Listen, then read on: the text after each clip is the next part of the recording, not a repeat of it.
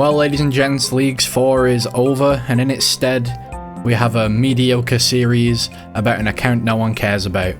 Edited together for brevity and for your convenience, all in one sweet, delicious place. Please sit back and enjoy. Leagues 4 is here, ladies and gentlemen. I don't really know what to expect because this is my first league. Boosted XP rates, boosted drop rates, a lack of mum's credit card users. Before the servers actually came up, I saw this Ronald McDonald cosplayer in Lumbridge. Mad respect to that guy, huge shout out. First off, we got to create a character, so I'm going to take great care to make it resemble me as closely as possible. Yeah, that'll do, sure. We have to pick Karamja here. I don't know why it bothers to present you with this choice and then just force you to pick a zone anyway. Seems a bit silly. Epic animation there. Shout out to the art team. Zoom through this tutorial. No one cares. No one wants to watch that. Do a Michael Jackson impersonation in the graveyard. And then we immediately go on to commit a minor felony. Actually, kind of like Michael himself against this young woman. Wow, very much like Michael, actually. This gives us 10 points, league points. Nice freebie. Stronghold of Security. Classic for any new account. I'm going to grab the fancier boots because they're new and shiny and, you know, disrespecting the fancy boots there a little bit. 10k in the bank. Beginner clue in the bank. Another task. Look at this. Racking up the XP. Flames engulfing my XP bar. Just beautiful. Leveling up with every single log. I ain't seen anything like it, bro. Now we got to spin our balls to make the farmer happy. It's over quite quickly, but, you know, you'll tend to finish quick when you're spinning your balls. That's just how it goes. I really enjoyed this community aspect of running around the Draenor village course. I mean, look at how many bloody people are here, bro. A glooming peace this morning with its brings. The sun, for sorrow, will not show his head. Go hence to have more talk of these sad things. Some shall be pardoned, and some punished. For never was a story of more woe than this of Juliet and her Romeo. Romeo and Juliet, done. Classic early game moment, Iron Men, you already know, get our cups of tea in. I'm going to finish this quiz. I definitely didn't cheat for the answers, ignore the highlighted correct answer. Hand this in to Orlando, what's his face? And boom, look at that, absolutely crazy XP. Let's see it again, just beautiful, man. We get our choice of our second relic here, which is going to be Fairy's Flight. This gives us the only magic mushroom you ever need, guys. Don't do mushrooms. It's called the, I don't know what it's called, but it kind of looks like something you get off Love Honey. Vampire Slayer, done. And this clip goes too long, but basically I end up getting 40 attack, bang on. I end up getting a few combat levels naturally. It's going to happen when you get so many attack levels. Addy Sword on lockdown in the inventory, ready to go, slice some individuals up. And then we talk to Vanica. This was a task, just talking to Vanica. And with that, we're going to unlock Asgarnia, our second zone. Oh, how exciting. We get another sick animation. Asgarnia, home of the God Wars, home of pest control, none of which we're going to be doing right now, but still, it's pretty nice to have. Iron Ore was also absolutely popping. It really reminds me of the school days, you know, seeing these random places full of life. Doric's quest done. 41 mining. The Goblin Fashion Autumn Collection is here. This vibrant orange is sure to impress all the noobs in town. It's giving pumpkin spice vibes. Is the orange a little too loud for your tastes? This blue may be the one for you. Made with the finest Zerishian fabric, the Goblin Babes are sure to be enthralled by your refined sense of swag. And there's a brown one as well. Gobbo Diplomacy, done. Lost Tribe, done. We got a forestry event here, yet another task, and can I just say the XP is riveting. 8,000 odd woodcutting XP, 40 pointers for that task. It just doesn't get any easier, bro. The Fletching 2, look at this. Production Prodigy coming in clutch, clearing the entire inventory in one go. Now we get Fire Sale, which is basically like, if you want for buyout in a shop, it's free. So it's unlimited money, essentially. Very nice. We get this spam letter. Did not read it, way too long. We're going to sell a bunch of Chaos Runes to the shop. More Iron Man classics. Get a bunch of Tockle. Boom, boom, boom. Obby Cape. Got it. Onyx. Got it. I also bought a bunch of emeralds, which I didn't record, because, well, these things happen, you know what I mean? 19k XP in one go. Boom, boom, boom. Fletch him into bolt tips. Boom. 1k odd XP. Absolutely crazy. And now with machine-like efficiency, I'm going to be crafting these. Boom. 17k XP. Boom. Boom. 19k XP. Hard to read. Just once again, boom, boom, boom. Absolutely raking in the XP. And round 2, we're going to make them all into bolt tips. Definitely going to be back here for a 99. Crafting, when I get a higher XP multiplier. The fletching's not great, but you know what? It's XP's XP. You got to take what you can get on these streets, ladies and gentlemen. We're going to pick up our best weapons for a very long time. I don't know if I'm going to use the dagger and the club and all that, but like, bow and crossbow is going to carry us through the game. But you know what? First off, we need 28 range. So to get 28 range, we got to buy a bunch of arrows. Do you reckon that's enough, mate? You reckon? Classic spot. We're doing some Slayer here with good old Vanica. This is OG days, you know, we all remember. Then I got a Spider Slayer task. Again, OG spot. Moss Giants just around the corner. Crazy XP there. I'm going to chop this canoe. Slice him a new one, I think I wrote in the notes. And then bang. This actually takes ages, this animation. 2. Do you reckon 2's enough? I don't know, I kind of fancy a brew, to be honest. 3rd one. And done. Task completed. Wood cutting level as well on the side. Charlie disrespects me here. I dropped this clue. Forget him. Yeah, whatever, Charlie. Casket. Frog slippers from the first clue of the account. You'll love to see it. I think that's 2 tasks in one. Or was it 1? Had an awkward conversation with this guy here. People have been very social on leagues, I feel like. But yeah, you don't normally see people chatting around the world. In minigames you will, but yeah, very social. I think everyone's super excited. It's been a long time since the last league, I believe. And then we're at Blue Dragons. Oh boy. This was a serious mistake on my end. I had the crafting level to make blue DI'd, and I was tired of running around looking like a noob with me bloody budget Avers on, me forestry kit, you know? Fake Avers. Dunlop Avers or whatever. And this took absolutely ages. I only needed 6 blue dragon hide, but this took about 40 minutes. Look at the DPS, right? It's absolutely nothing, just 0.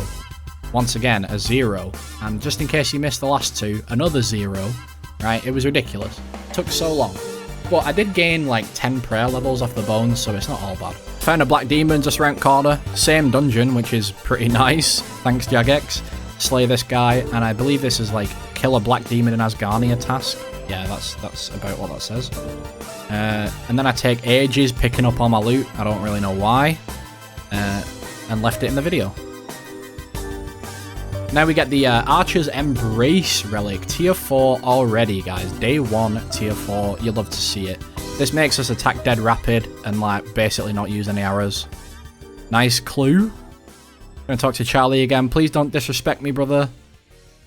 And he disrespected me. So there it goes. I had 1 mage, so I came here and got some mage. And then I had to get a cheese for Witch's house. And I ended up having a pretty nice chat with this guy. He was, he didn't know why I had Obby Cape. And I told him about how I broke the game. Which, I mean, everyone's doing it. Everyone with Fire Sale, at least. That I know of. Witch's house done. Make 1 portion here. I got like 7 herb lore, I think. That's pretty crazy. Got a bead, so account done. I can rest easy. Gertrude's cat done. This guy, we're chilling in a tree, and apparently you can feed him some stew, mate. Scram some stew. He's on his lunch break. 10 points, just like that. So yeah, that was my first day on leagues. Cheers for watching the video, guys. Let's see. Let me consult my generic YouTuber task list. 10 points. Ask people to like and subscribe. Why would I do that? That seems a bit pointless. I mean, if you enjoyed the video, surely you would do that anyway. Here I am, live, editing the video, fishing. Laters.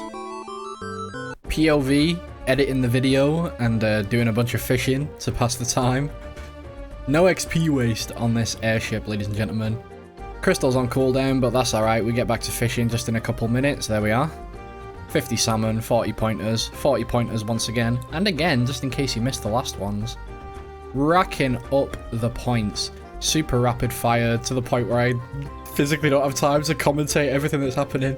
Buying a bunch of rune plate bodies for algs and what have you. Stupid cow slayer task, which was a total waste of time. And another slayer task, which is a waste of time, the harpy bug swarms, which I did not do. We go and get Rune axe here. This took about an hour, but with movie magic, it takes about 2 seconds. So that's cool. 40 points once again. 40 points once again. This is the world's fastest, slowest construction method. Very enjoyable. My clicks are not great, so I probably lost a ton of XP per hour or whatever. I don't really like doing construction the old-fashioned way. I kind of hate it, actually, so I just took my time with this and thought, like, you know, just get through it. Do as much as I feel the need to do. And after this one inventory, I return pretty soon with the Bag Plant 3, which starts to give much more XP. And the advantage of this is that you actually get tons of farming as well, which is super nice. I've never done this before. I think it's too expensive to be like a legit method on live. Plant some potato seeds, get 10 points, dodgy aspect ratio aside. Make a pot once again, get 25 levels. We'd love to see it. So this next task is pretty simple. We've just got to cut down the mightiest tree in the forest with a herring.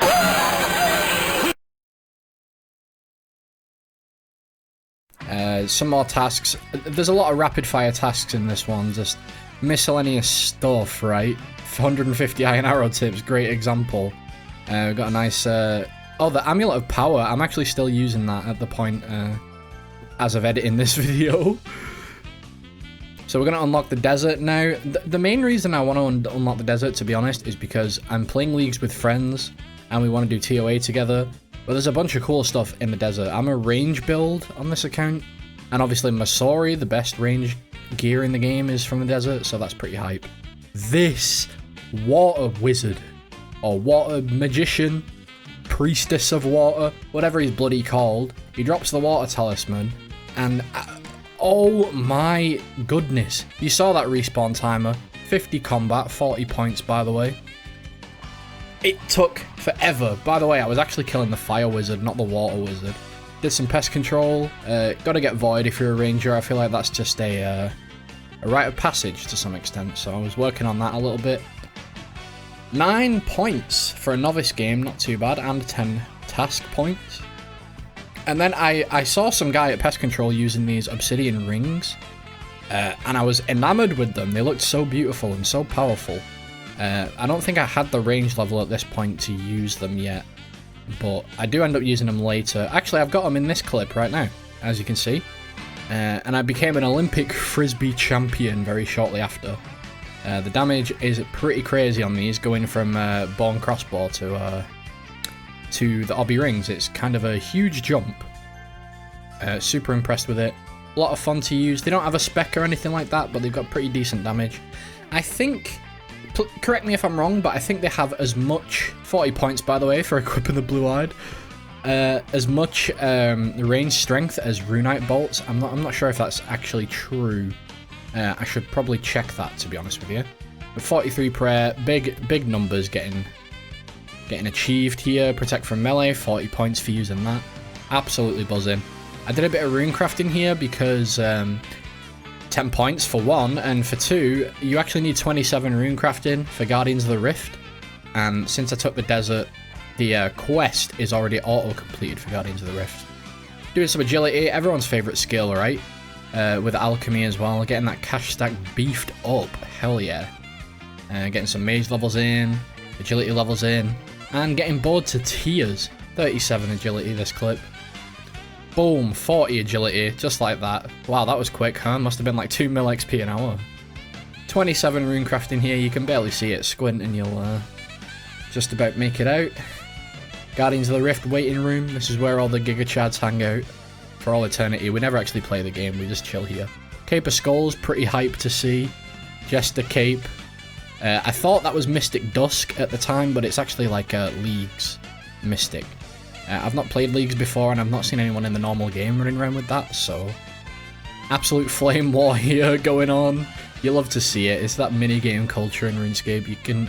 It's unescapable. I mean, this is Guardians of the Rift. What else can I say? We're guarding some rifts. 33 rune crafting, 36 rune crafting, 40 rune crafting, 43 rune crafting, and 40 points straight to the bank. Absolutely fantastic. That was one game, by the way. What's the maths on that? 16 levels? Total level 1,000. Oh, this was actually the first time I've ever had the pheasant random event. It was very cool. I think someone had a ton of the items, and because we we spammed about 10 of them in a row. There was literally one guy griefing our forestry up there, as you can see on the other tree. So now everyone has to wait for the trees to respawn, rather than just everyone mining the same tree. It is what it is, you know. Unfinished broad bolts. This is my plan on getting 99 fletching. We'll see if it actually works out. But obviously the cool thing about broad bolts is you can just make them whatever you're doing. You can be running from A to B, questing, skilling, doing slayer, whatever. Like, as long as you're in motion, you can just click, click, click, click, click, click, click, spam make bolts. It's pretty epic, in my opinion. That's my plan to get 99 fletching. As of recording this, I'm not 99 fletching yet because I'm very lazy and I often forget to bring them with me. Oh, and at this point, I don't have broader fletching, which is 300 points. But honestly, 300 points is nothing on leagues. It's kind of striking, actually. That takes a really long time to save up in the real game. Got some flax from the Isle of Souls, making them bowstrings. Pretty hype. Making U short bows. I believe that was a task. 100 U short bows. Fantastic. Getting that fletching up bit by bit. Making that magic short bow. 666 XP drop, by the way. That's pretty exciting. Special attack immediately. Back to red spiders. Doing absolute insane deep. 62 range, 60 combat. That was some kind of slayer level. I kind of missed it. Rapid fire. Quite literally, because I'm on rapid. And I'm rapidly slaying enemies. Inexplicably switched to obby rings here. Perhaps I only just got 60 range. Hill giants, very epic. Not had a giant key yet. Look at these rapid fire levels just coming in. I feel like every task in leagues is like, you like jump an entire combat bracket whenever you do a slayer task. Look at that XP drop, 10k from a superior, 63 ranged, 49 slayer, 50 slayer, 51 slayer, 53 slayer. Frisbee master in action. Getting those levels rapidly and permanently. 65 combat, 58 defense, 55 slayer, 60... They're just too fast. They're coming in way too fast. That is legitimately how I feel during this leagues. The levels are absolutely crazy. You can do literally anything and end up maxed in like 2 days. Very impressive, very enjoyable, very fun. And I loved using the frisbees too. Like, I've barely even seen this item before. This is something I'm sure all Iron Men are familiar with. This Rune Doku puzzle. Check out that plugin on the sidebar, Rune Doku Helper. If you're a brainlet like me, absolutely life-changing for you. Prince Ali Rescue, done. So I decided to check out Squirking. There's a whole bunch of tasks for Squirking, and there's actually a communal world.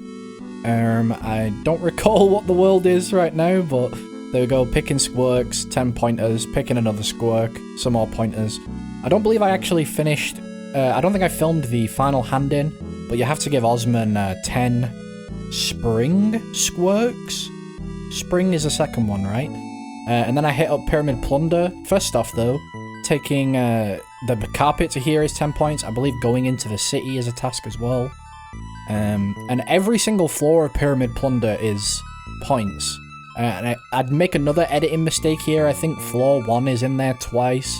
Something like that. Yeah, my bad. You know, it's a little hard to read in the editing software because it's like reduced quality with the preview. But anyways, getting on from that. Pyramid Plunder. We're plundering pyramids. Getting attacked by scarabs. Having a great time overall. Quick lap of the Al-Kharid agility course.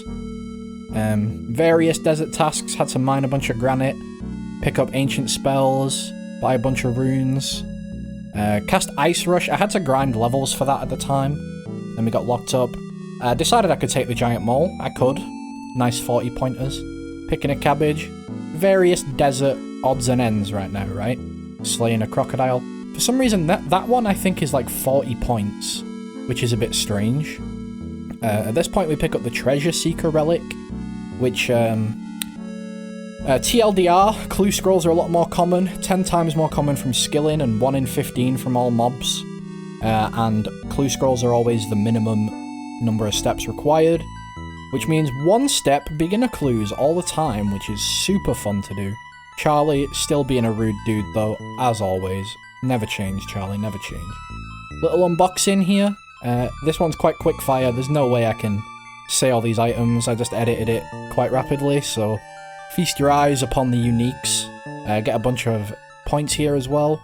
I feel like clue scrolls are a massive source of league points in general, because there's like, you know, 5 easy items, 5 medium items, 5 hard items, 5 elite items, and then so on. It just keeps going and going and going. And then there's collection log slot points as well. Headed into Puro Puro, not to be confused with Puyo Puyo. This is super based on my end, using Tears of Gothics for strength. Possibly one of the first times that's ever been done in the game. Bro, full crystal already. Mad respect, lad. Ompheo can't get that fucking in. Shower time now, though. I stink. He was a stinky boy. Finally finished off full void. I always like to do void in segments. I don't know about you guys. I will not grind it in one sitting. As you've seen, I've been to pest control about 3 times in this video already. Picking up that void. Let's go. This is going to be our best in slot range for a very long time. Most likely until Armadillo, unless we somehow get Masori before Armadillo, which I guess is possible. I'm going to buy a bunch of soda ash and sand here. Iron Men, you already know. We're about to get 99 crafting up in this. Potentially. I mean, I won't spoil the video. Oh, and also, I remembered birdhouses exist, so we're going to make those. Birdhouses are not affected by Production Prodigy, which is kind of strange. Everything else, it makes everything in one go, but birdhouses, you're going one by one. Finished off the Mycelium network. I really struggled with that on the first day because the tar monster absolutely dropped me. We're going to get some insane XP right here. Just look at these XP drops, just peep them, you know. What is this one? 25k, you know what I mean? 75 crafting, 15 mil XP an hour, which is pretty ridiculous. I decided to do some cooking, you know, total levels, you know how it is, trying to get that stuff up. And we finally get to make an Onyx Amulet here. Don't have the magic level for Fury quite yet, but that's 200 points nonetheless. Mad crafting levels. And, oh, the extra items you get from Production Prodigy. Not so useful in this particular instance, but in a lot of cases it's epic. 27 Hunter there. From 1 Birdhouse. Absolutely incredible. You pretty much do less than 1 run per tier of Birdhouse. 94 crafting there. I just wanted to finish off 95. It was getting quite late at this point, so I finished off 95. Did some AFK fire making. Many levels racking up. Off to Willows. And look at this. So this is that 10 times more common clue nests. 4 clues in the inventory, lads. Fantastic stuff. And the beginners also, if you take a beginner out of the nest, you don't get the nest, so they can all stack up, so that's super nice. Chilled at Teaks.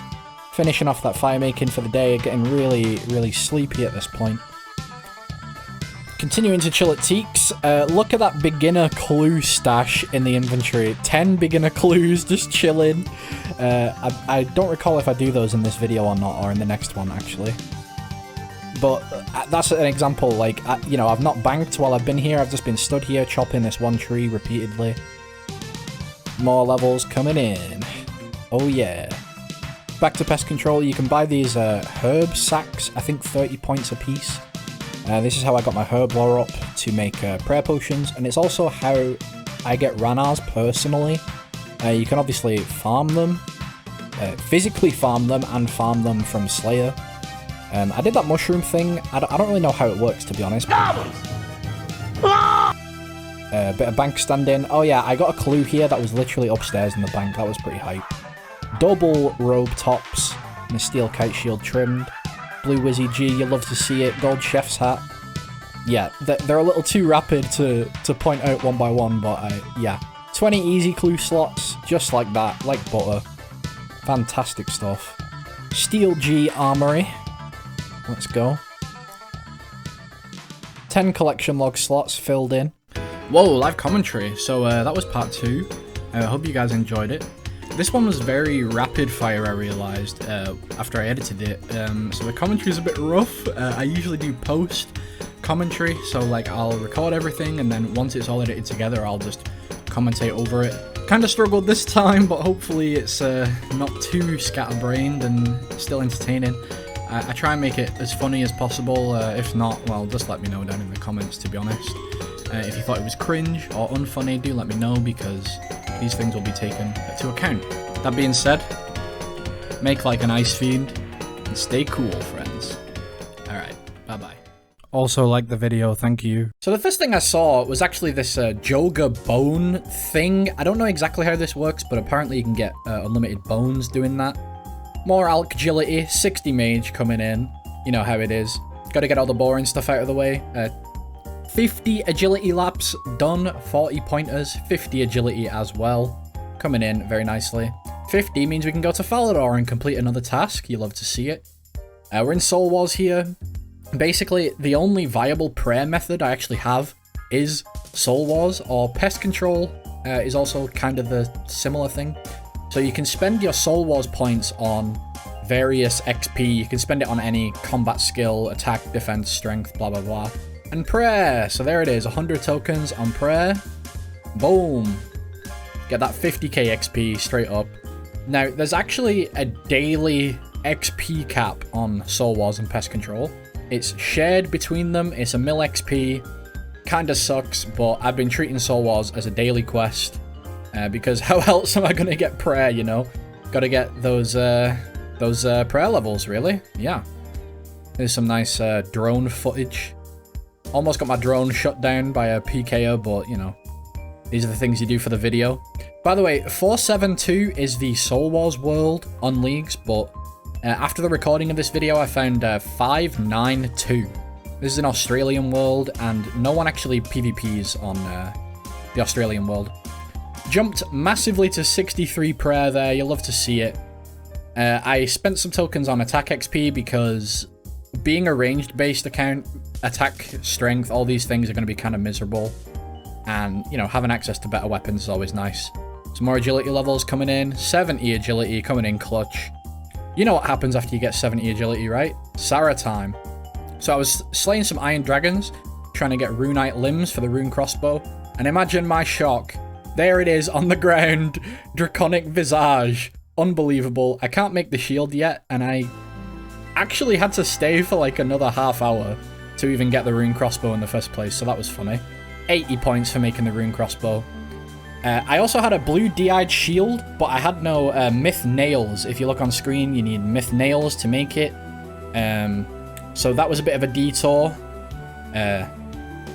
Yeah, kind of a whole thing. I didn't have the mining level for Mithril. Wow.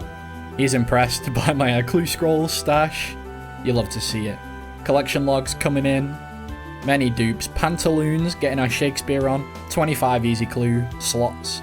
This is the POV of trying to get into the Soul Wars world. You see it there, 472.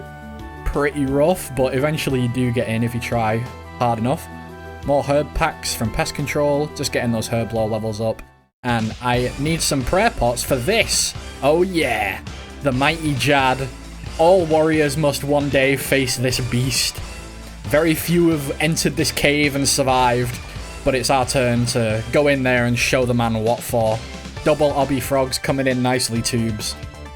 Jad slain handily, no problem at all. I was actually doing this with a blood rush as healing, the lowest tier blood spell. That sucked. Don't do it. It doesn't hit.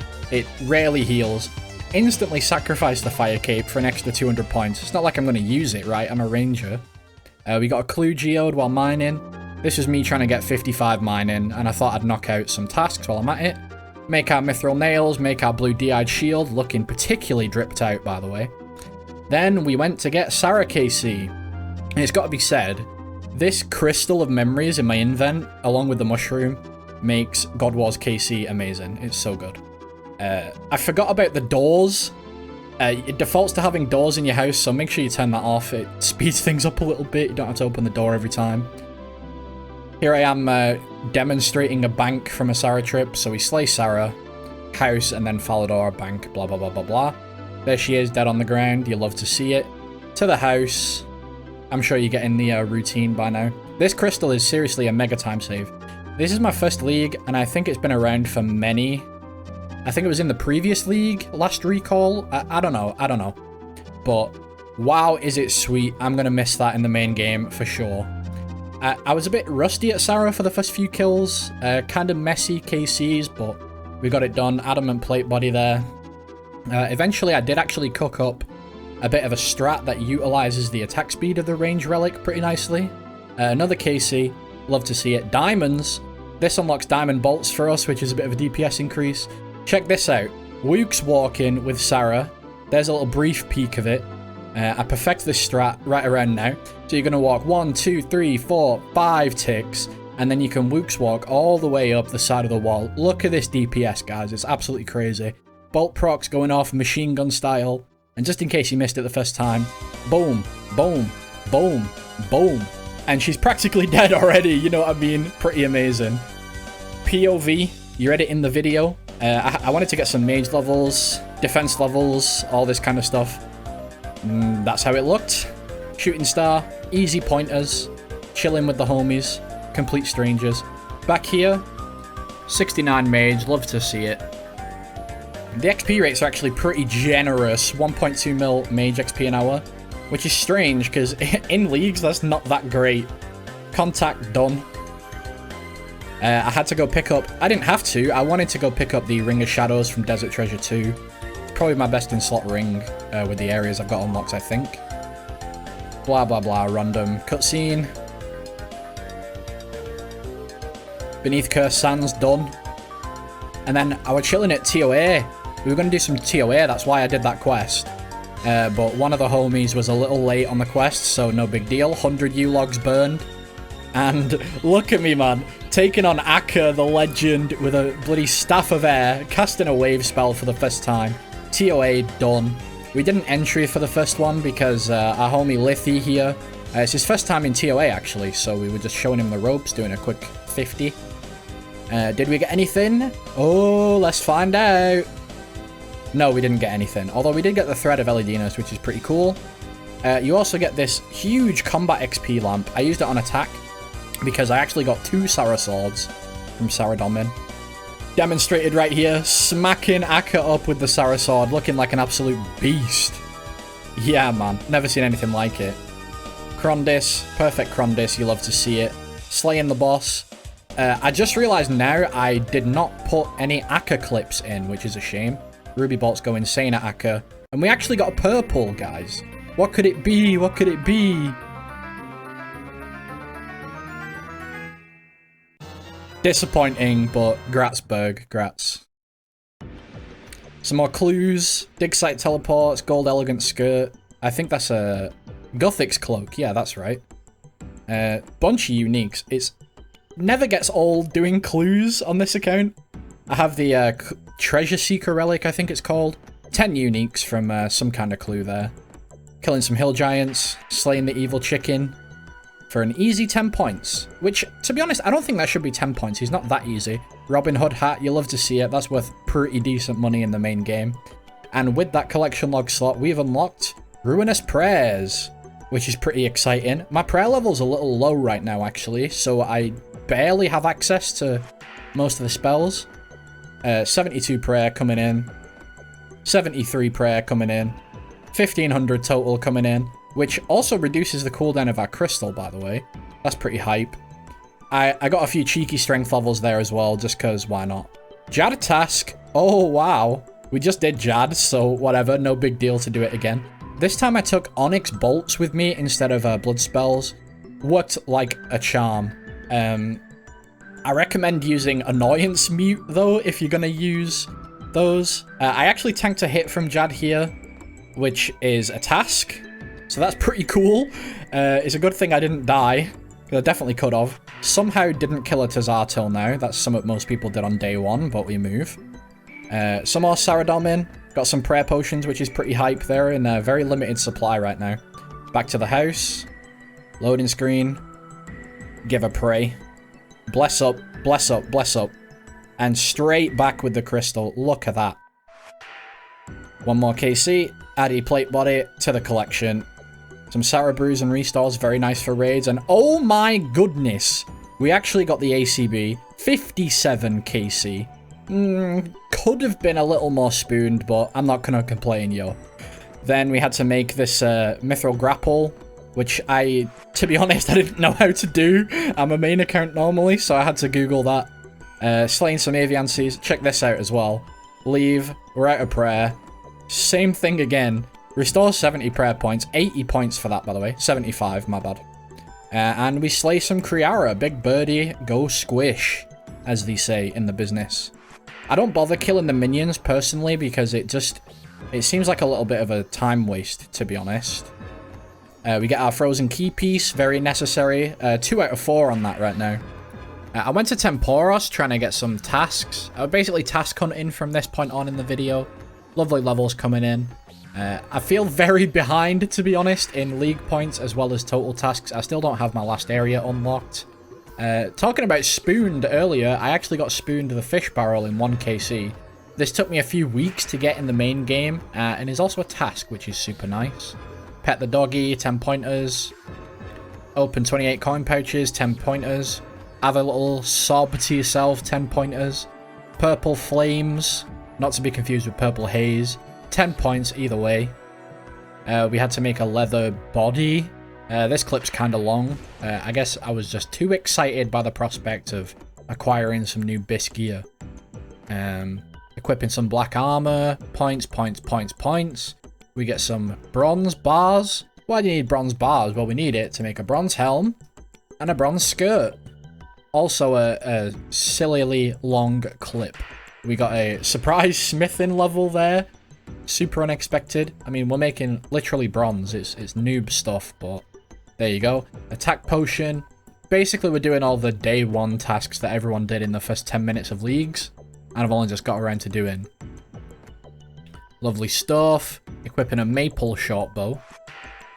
Again, another huge upgrade. Mining some tin. And finally, to cap it all off, we mined some coal. Still no last area yet, but coming soon. Coming soon. I'm on the main briefly, just to do some farming so it's not rotting away while I'm on leagues. Now, you've seen it, I've seen it. The quality of these videos leaves a lot to be desired. We'll chat to the Heron here, why not? Basically, the videos are in 720. That's the long and short of it. Even though they upload to YouTube and there's a 1080 option. I played around with some settings on Streamlabs. I changed the bicubic filtering or something like that. I have no idea what that means. So on my end, it's going to take up more hard drive space, but that's fine by me. So anyway, that being said, my apologies about the previous quality. Hopefully, this is a lot better looking. Alright, laters guys. Bye-bye. Bye-bye. Also, like the video, thank you. In the mood for some live commentary for some reason. This could be hit or miss. We're here in the Australian Soul Wars world. The reason I'm on the Australian world, I believe it's 592. 472 is the actual Soul Wars world where people do Soul Wars. But the downside of that is that people are doing Soul Wars. I mean, you're getting PvP'd, they're crashing your boss, they're camping your graveyard. It's like actual Soul Wars, 15-minute games. 592 is PVM Soul Wars. So we just rush the boss, they rush the boss, first one to win wins. Really fast games, really fast points as a result. A few more people filing in. A nice Elidinus ward mate. Poo Slip. What a name. Ligma Iron Bomb. I love this. Alright, awesome. We can't check all these RSNs. I feel like RuneScape names are a unique kind of cultural phenomenon. Like, there's nothing quite like RuneScape names. The amount of grotesque stuff that people come up with, it's hilarious in my opinion. So we're continuing on with the Soul Wars grind. By the way, shout out to this tune. Underrated PS1 classic, it looks like. I've never actually played the game made by Squaresoft. This is a funky tune, dude. Funky tune. Makes you want to spit some bars, you know what I'm saying? We hit our XP cap there. You hate to see it. I had a clue that asked me to go here. So I was hitting up sand crabs real quick to just get ready to go there. Massive cooking XP drop. You'll love to see it. Doing another hard clue. Collection logs being completed. And once again, picking up all the loot. Can't leave that stuff on the floor. Come on now, who do you think I am? Everyone does leave the stuff on the floor in leagues. Evidence of golden chef's hat counting as a chef's hat, by the way. 80 woodcutting, 81, 82. We slayed the lesser demon, 40 pointers, and 10 additional pointers for killing that particular lesser demon, by the way. Just picking up a few other tasks. Steel bars, pickpocketing master farmers, just various stuff, you know, we're on that task grind. This one was fun, the chicken, oh, can't say that word, chicken obliteration speedrun. Yeah, that's a fun task. I think there was a cow one too, I guess I might have not recorded the cow one. Talking to the old man, I didn't even know he was there, to be honest, until doing that. Nice, making some bolts. Doing some various stuff. Greater Demon. Slain. Getting all these points. Oh, here's the cow one. I lied. I actually did film it. Check that out. Another great tune here. I bugged out this cutscene. You're supposed to be running along the screen there. I don't know what I did, but I thought that was quite humorous. Doing a bit of shopping with the Tazar. Equipping all the weapons is like a task. At this point, I didn't have the strength for the Obby Mall, so you'll see that a little bit later. Buying diamonds. We're finally going to get that 99 crafting, guys. It's been a little while since I was supposed to get it. Taking the shortcut here. Another task. 80 points for that one. I think it needs like 65 agility. That'll be why it's 80 points. Doing some birdhouses. Got to keep up on those, guys. Everyone keeps forgetting about them, but it's free hunter XP in the making. Making a ruby amulet. More pointers. That's a strength ammy, which is actually a very good item, by the way. And we finally did enough tasks to unlock Tiranwyn, the Elven Lands. The Welsh of RuneScape, if you will. Tiranwyn has a bunch of cool stuff. Corrupted Gauntlet, Zulra. Zolcano's pretty cool. I kind of like that one. So we sent a gauntlet here. Love it. Blue Doggy, absolutely slain. And the only reason I did that gauntlet was to do Corrupted Gauntlet, because it's a requirement, basically. You have to do a normal one. Corrupted Gauntlet went very well, as you can see. I misclicked my prayer here, and by the time I figured out what's gone on, I got absolutely stacked out by the tornadoes. You'll love to see it. You're not going to see any more CG in this video. I was a little tilted. 97 crafting there. And a major stack of beginner clues. Let's rush through those real quick. Beginner clues are awesome because there's only a few clue steps, so you get these back-to-backs pretty frequently. We dig up here, Champions Guild. Oh look, Champions Guild again. Isn't that crazy? And since I was doing so many, you saw a few of these. Again, another back-to-back. Crazy. I mean, I love seeing those because it just saves a lot of time from traveling to the next clue and what have you. You love to see it. 37 caskets. Bit of a speed run here going through them. Yeah, I mean, good luck processing all the items because I barely could, you know, and I'm playing the damn thing. So that's all the beginner clues done. Little clue tab update for you there. I had some various other caskets. I think these were easies and mediums. They're already gone. So we did some animal abuse here, slaying some hellhounds. I was actually camping onyx bolts here just for the healing. And as you can see, you get a ton of hard clues from them. Just like in the normal game, really, but it's multiplied however many-fold. Doing some Slayer, nice and casual. Bit of a low-level task for now, to be honest. And even more Slayer. Another classic Bloodveld. 94 range. 89 hit points. 74 Slayer. 95 range. We got that big booty mutated Bloodveld. Insatiable Bloodveld. 50k XP drop. Slaying a bunch of black dragons. 96 range. Just doing the Slayer grind here, really. 99 combat. Getting close to that 100 for the pest control veteran boat. Collection log there. 78 Slayer. 97 ranged. 79 Slayer. Pray up at the house and return immediately. Surprise! It's Kriara, everyone's favorite boss. The stand in the corner and spam click simulator. You love Kriara. Check out this kill, by the way. I timed it at 15 seconds. Kind of crazy. The amount of DPS you get from leagues is truly remarkable. Kriara is pretty infamous for just having super high defense. You can never hit her, really. And I found a bunch of pest control. I've been doing it while editing the video because it's pretty AFK. As long as you keep your contribution bar up somewhat, you don't get kicked out of the game and you still get points. 102 combat. And so now we've unlocked more of the Ancient Prayer Book. Basically, the TLDR of it, you have these vows. You can only activate one vow at a time, but as you can see, you can have a lot of prayers active at the same time. The vows are a little... I haven't really found a good use for them yet, you know. Umbra's vow shreds defense based on how much damage you do. There's 100 combat. Glacie's vow will shred the magic, which therefore means magic defense as well. A little bit of camera wiggling for the video. And then I believe Fumus's vow will make your poison attacks do more damage. And then there's Kruor's vow, which will kind of steal the soul of enemies that you kill. It'll restore prayer and health of every enemy that you kill, which seems pretty neat, but not particularly useful. I did this stupid random. I remember this one from back in the day, but it was totally pointless. I thought it was going to be the Bob the Cat fishing random, and I was disappointed. 72 cooking. Cooking a bunch of sharks, 80 pointers, 73 cooking. Just like a glove, it keeps coming through. Back to Kriara.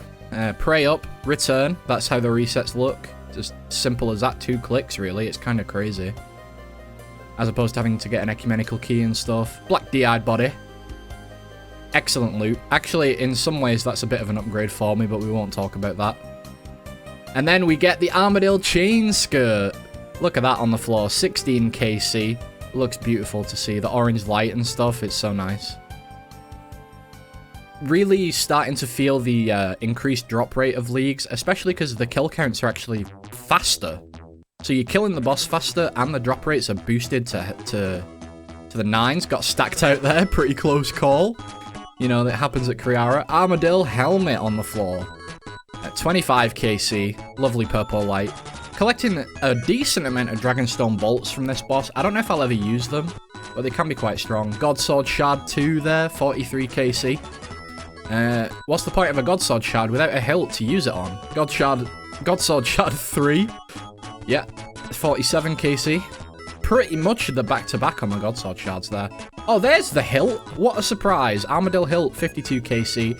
Armadillo helmet, number 2, 57 KC. These are the first ranging potions we ever got on the account. I actually was more buzzing about that, getting stacked out again.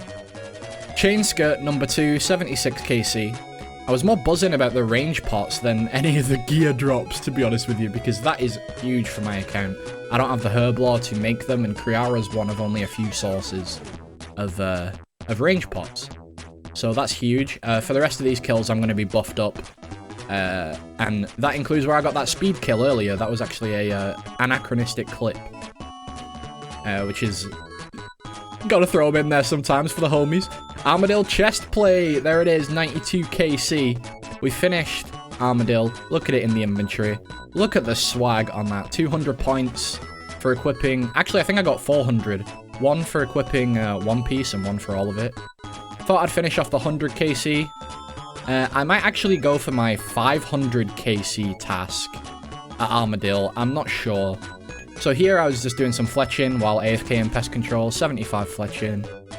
I might also go for the 500 KC at next. I'm really not sure. Feel free to leave a comment with a suggestion.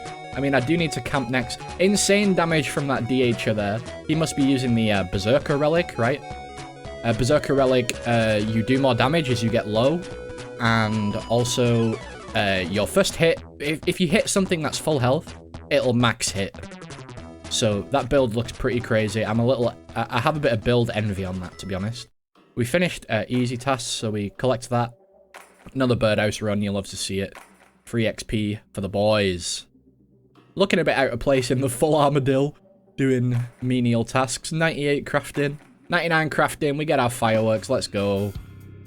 And with that we can get our crafting cape. This is actually super useful because with the mushroom, my fastest teleport to a bank was, I call it Ballador because it's Falador, but the hotkey for it is B. First time seeing the crafting cape emote, by the way. Sometimes you don't see these very often. But the crafting cape takes you straight to a bank, bro. Like you saw that teleport. There's a bank in that room, right? Did some more AFK in. This is another video editing POV. You can see I'm in fixed instead of resizable, and yeah, just AFK in, getting those magic hit points, defense levels while editing this. Actually, I was editing the last video. I'm sorry to lead you on like that. Got a genie random, which you just love to see, even in the main game. Just puts a smile right on your face. I can't remember what I used that lamp on, actually. 1625 total, 104 combat, 94 mage. Straight back to Soul Wars. Speed running, spending those tokens. Definitely unaltered footage there. 92 prayer. We got a Zami robe bottom because I actually, with all the clue scrolls I've done, I actually didn't have any Zami items. How strange is that? I killed that Hellhound while I was waiting for my HP to go up. You actually, I didn't know this. You need 70 hit points level to get across that gap, but you actually physically need 70 hit points. So I was on 69, ha ha ha ha, and I had to regen it. Zamorak slain, get that frozen key piece, almost die to the minions after the fight. Not looking too good there. As you can see, we're getting 30 points per pest control game now instead of 25. That's because of the easy tasks we did. Getting some free strength levels there. And I decided to walk all the way from Zami's room to Bandos's room. You know, whatever. It's one way to do it. Saved me having to go through the snow and what have you. I can't actually light the flames in Trollheim to stop my stats getting drained because I don't have Fremennic, which kind of sucks. I forgot about that, to be honest. Bandos takes forever to actually die, bro. Frozen key piece. And we can assemble the frozen piece like all the pieces of Voltron or the Megazord or some other fictional contraption made of composite parts. Getting Zaros KC here. We're coughing up a lung. We get absolutely destroyed here. Watch this. Oh, damn. Brutal stuff. No one freed me, bro. No one actually does tactics on leagues, I've noticed. You just brute force every boss. Thanks, King Cobra. Thanks for that. But we got Nex down eventually. I saw her health just disappear there in that last phase. Pretty garbage loot, but you get a ton of combat achievements for your first Nex. I think there was a task for just killing Nex as well. I'm probably going to be camping her a lot, but not yet because I'm a little low on supplies and it's a bit of a supply check, right? Picked up these crystal crowns, 400 points there for equipping that. You can't actually alch them. I was really excited when I remembered that shop exists because I was going to get max cash with that 150 mil alch value. But yeah, you can't alch it. What a shame. God damn it, Jagex. Some more clues, just chilling. You know how it be. This is where the crafting cape takes you to, by the way, if you don't know. So it's a super convenient bank. Actually, I just teleported right back there. What a mistake. Yeah, buddy. Another speed run of opening the caskets. You love to see it. I gave a couple more frames on these each because they're hard clues. Second clue tab update of the video. Zombie head coming in nicely. So, after hards, what comes next? Elites. I gotta ask, how do you guys feel about the clue unboxings? Is it a little monotonous? Is it a little, how to say? Because obviously they go by very fast. I'm trying to include every clue scroll, at least the ones that I record. I don't know if it gets boring. You know, I'm trying to speed through them so it's not boring. Elite's done. Green Dragon Mask. Addy Dragon Mask. Green Dragon Mask. Addy Dragon Mask. They just turned the saturation up, bro. That's literally all they did. Speedrunning this puzzle box. Unaltered footage. I'm just that rapid on the clicks, bro. This thing... Does anyone understand this puzzle? Like, I don't know how it works. Thankfully, Runelight exists, and it'll say, you see up there, solution EFG, solution solved. Ale of the Gods from a master clue. I'm pretty happy with that. I really like that one. You stumble around, absolutely steaming, mate. Check me out. Absolutely tipsy as out. You love to see it.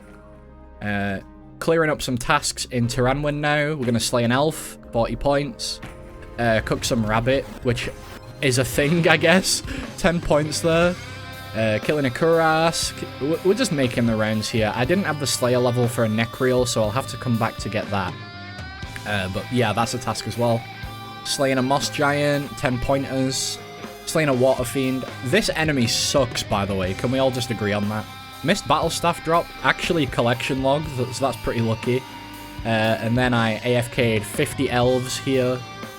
You can always use the strat of just camp prayer and then teleport to house, refill your prayer, and then crystal back. Anywhere you go, bro. You basically never have to turn prayer off in this mode. It's pretty nuts. This is quite a long clip, isn't it? I guess I really had a vendetta against these elves. I do eventually get 50 KC on them. There it is, 50 KC, 80 pointers. And then I already chopped 100 teaks, I believe. Congrats to this guy getting 99 right next to me, by the way. Congratulations, bro. Oh, there's 100 teaks, right? But there's another task later on for turning them into planks. I don't know if I do that in this video, actually. Did some Zalcano, chilling with the boys. That guy flexing for no reason. 40 pointers there. 49 farming. 50 construction. You really had to show all those unlocks, huh? 51 farming, 53 farming. This is in half screen now. Just for disclosure, this is how I play RuneScape most of the time. Like, I'll have it on... I don't have two monitors, you see. So I'll have RuneScape up like this, and then I'll have YouTube or some other video site, guys, on the other stream. Other half of the screen, excuse me. Did some Guardians of the Rift, 54 rune crafting, 56, 57. Trying to prep myself for base 60s, because that's actually coming up pretty soon at this point. Abyssal Pearls collection log. Making some pots. 48 herb lore. Making some super compost, excuse me. Dragonstone amulet. Finally, we get to have a mounted glory. Oh, Edgeville has been so annoying to get to. So back once again with the live commentary. That was part 4. For context, that's days 7, 8, and 9. This is currently day 10 as of recording. We're chilling. I'm trying to get 70 mining for some tasks and trying to get the next relic. Hopefully the quality's looking better in these videos now. It's one of those things, right? You have to experiment with all the different settings and hopefully one's better than the other. But I noticed the text in this part was much more crispy than in the last one. Like completed. 61 mining. That being said, I hope you enjoyed the video. Don't forget to do all that YouTube stuff. Press this button. Press that button. Alright. See you later, guys. See you on the next one. Bye-bye. So we're in the pest control waiting room again. This is so much fun. It's amazing seeing how popular Leagues actually is, but this is one of the downsides to that. There's so many people trying to get on, trying to do this stupid minigame. And here we are again at pest control. Are you guys sick of seeing it yet? I sure am. 94 prayer. Doing some tasks here. I had to take a boat from Perif to Port Tyrus. I was trying to do this one with Broken Hands Telescope, but you actually have to put in someone's name who's like fighting the boss, I guess. Making teak planks. I alluded to that in the last episode. How cool is that? We call it foreshadowing. Some more tasks coming in. Motherlode Mine. Quick check on how I'm doing on rankings. Looks like we're at the Steel Trophy so far. I don't know if Dragon is even possible. I've been going at a pretty relaxed pace, I'm not gonna lie. We got the fishing random for Bob the Cat. Confessed our love to this stranger on a deserted island. But the love is not to be, unfortunately. We have to leave them here. Yeah, I think Dragon Trophy would be nice. It's something to aim for, but if I'm being realistic about it, I'm way behind my homies and whatnot, so I don't know, man. I got a red topaz here. This is part 1 of a task. There's part 2. Task completed. There was another task to do, like, 5 gem rocks in a row without failing, and I tried to get that one for a hot minute, but failed. I found this guy, Ed. I don't know who he is. Is he in the Song of the Elves? I don't remember him. He looked like a pretty lore-important character, though. Another task for slaying this black dragon. And then we made some van braces so I could finish the black dragonite set, which was a task. And this was another task, 30 prayer bonus. I ended up picking the Soul Stealer relic here. Soul Stealer, there's a 50% chance for 10% of your damage to give you prayer and health, and it rounds up, I believe. So if you hit like an 18, you will get 2 prayer and 2 health. Congrats to that guy on getting 99, whatever it was. 96 prayer. We actually failed a pest control, which is surprising. 98 prayer. What comes after 98? 99, 200 points, easy fireworks. 83 strength, 108 combat, 90 strength, 111 combat, 91 strength, 93 strength, 112 combat, 94 strength.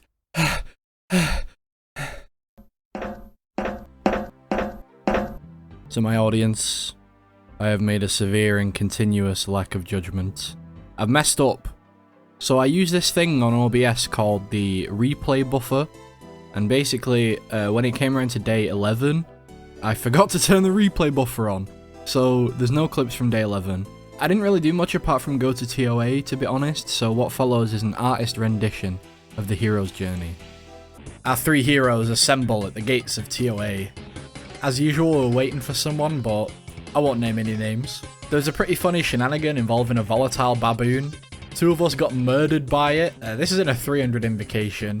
It was very funny, very clip-worthy indeed. After much struggling on phase 2 wardens, since we had 0 magic DPS, our heroes discover the coveted purple chest. And it's the bloody shield. Very disappointed. What loser got that thing anyway? Routine birdhouse run.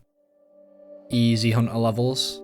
And then I took it to, I had to go get ancients because we were going to send more TOA. 150 KC in leagues. Fridging Joker. My sentiment exactly, brother. Chilling at Baba. Having a great old time. This was kind of scary, but I just about made it to the boulder, just about. Ruby bolts kind of going in a little bit, you can hear those. I left those sound effects in, specifically for that reason. Carefree dead. Damn, had to leave the whole fade out in. Fire this editor, bro. Onto Akka. Akka's a bit problematic because we do have a major in our group, as you can see, but like, the setup's just not ideal. We're not quite there yet. So mage phase is pretty brutal. Zebak, my favorite boss all the time. I pref range on main. I have like Bowfer and stuff. And I feel like that is just every ranger's favorite boss. I could be wrong, but yeah. Wardens, chilling. Right, left, middle, guys, always remember. Terrible loot, but we got another purple, unbelievably. They're coming in thick and fast on leagues. What's it gonna be? What's it gonna be? A Fang for the homie, Gratzberg. He's melee relic, so... smooth dodge right there. Just walks out of the dung, unfazed. Pretty Chad move, in my opinion. That was awesome to see.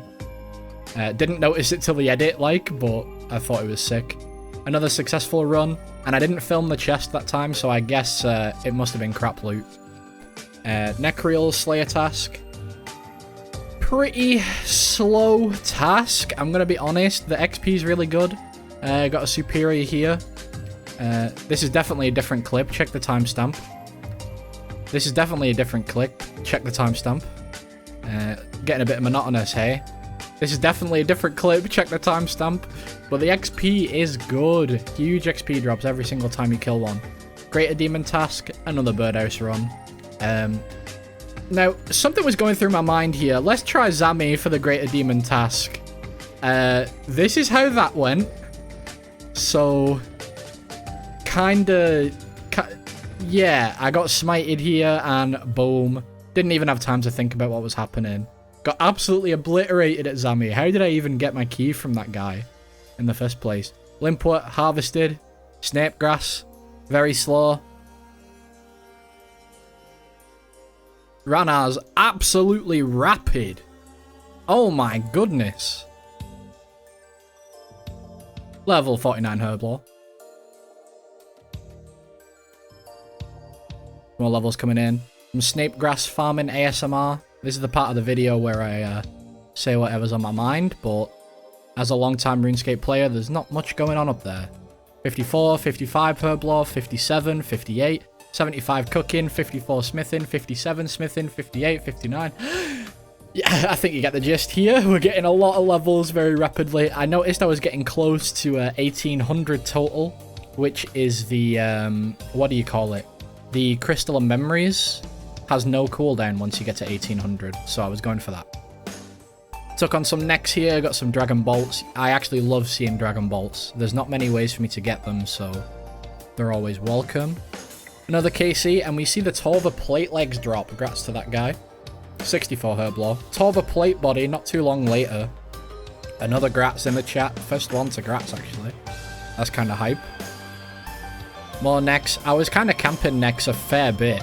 Zarite Van Braces. Was not expecting to get a unique. Look at all these people here. Everyone deserves a shot at a unique, and it just so happens to be me who got this one. And it's a useful one. Zarite Van Braces.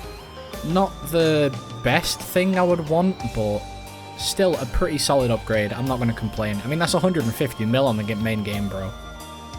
Thought I'd show Shadow Phase here, because I've not shown it yet. And that was Shadow Phase. More Herblore levels coming in.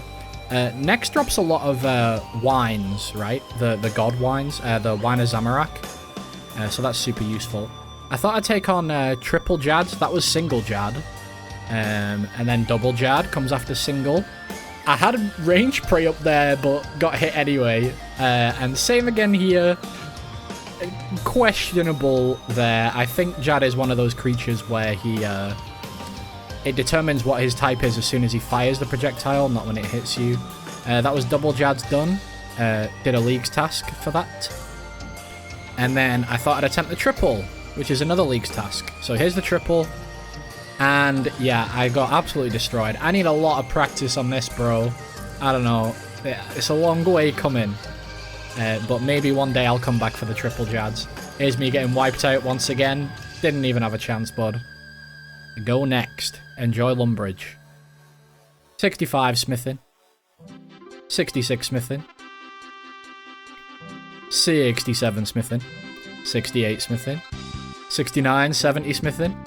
Had to gloss over that 69, you know. Don't want to get flagged down by YouTube. So this is what I was talking about with the Crystal of Memories. This is how I was doing rune crafting for a little bit. It's very tedious though, still. So you reset here with the crystal. Right back at the altar. Boing, boing, boing. And then crafting cape. And you're right back. Rune crafting level after teleporting. That's quite fun. Homie here was trying to get the assassin transformation for the Guardian. I've heard that's a thing, but I've never seen it. And we thought we'd try duo necks as a bit of a proof of concept. Just to see if we could do it. And we could do it. Damn. It's a lot more heavy on supplies, but certainly possible. Certainly possible. This was a funny moment. So, when Nex says embrace darkness, you gotta stay away from her or that's what happens to you. Like, literally 2 ticks I died. Pretty crazy damage. Got some more Dragon Bolts here. You love to see it. So you obviously get a better split of loot when it's in a duo. Random 3rd age cloak on the ground. Little subtle flex.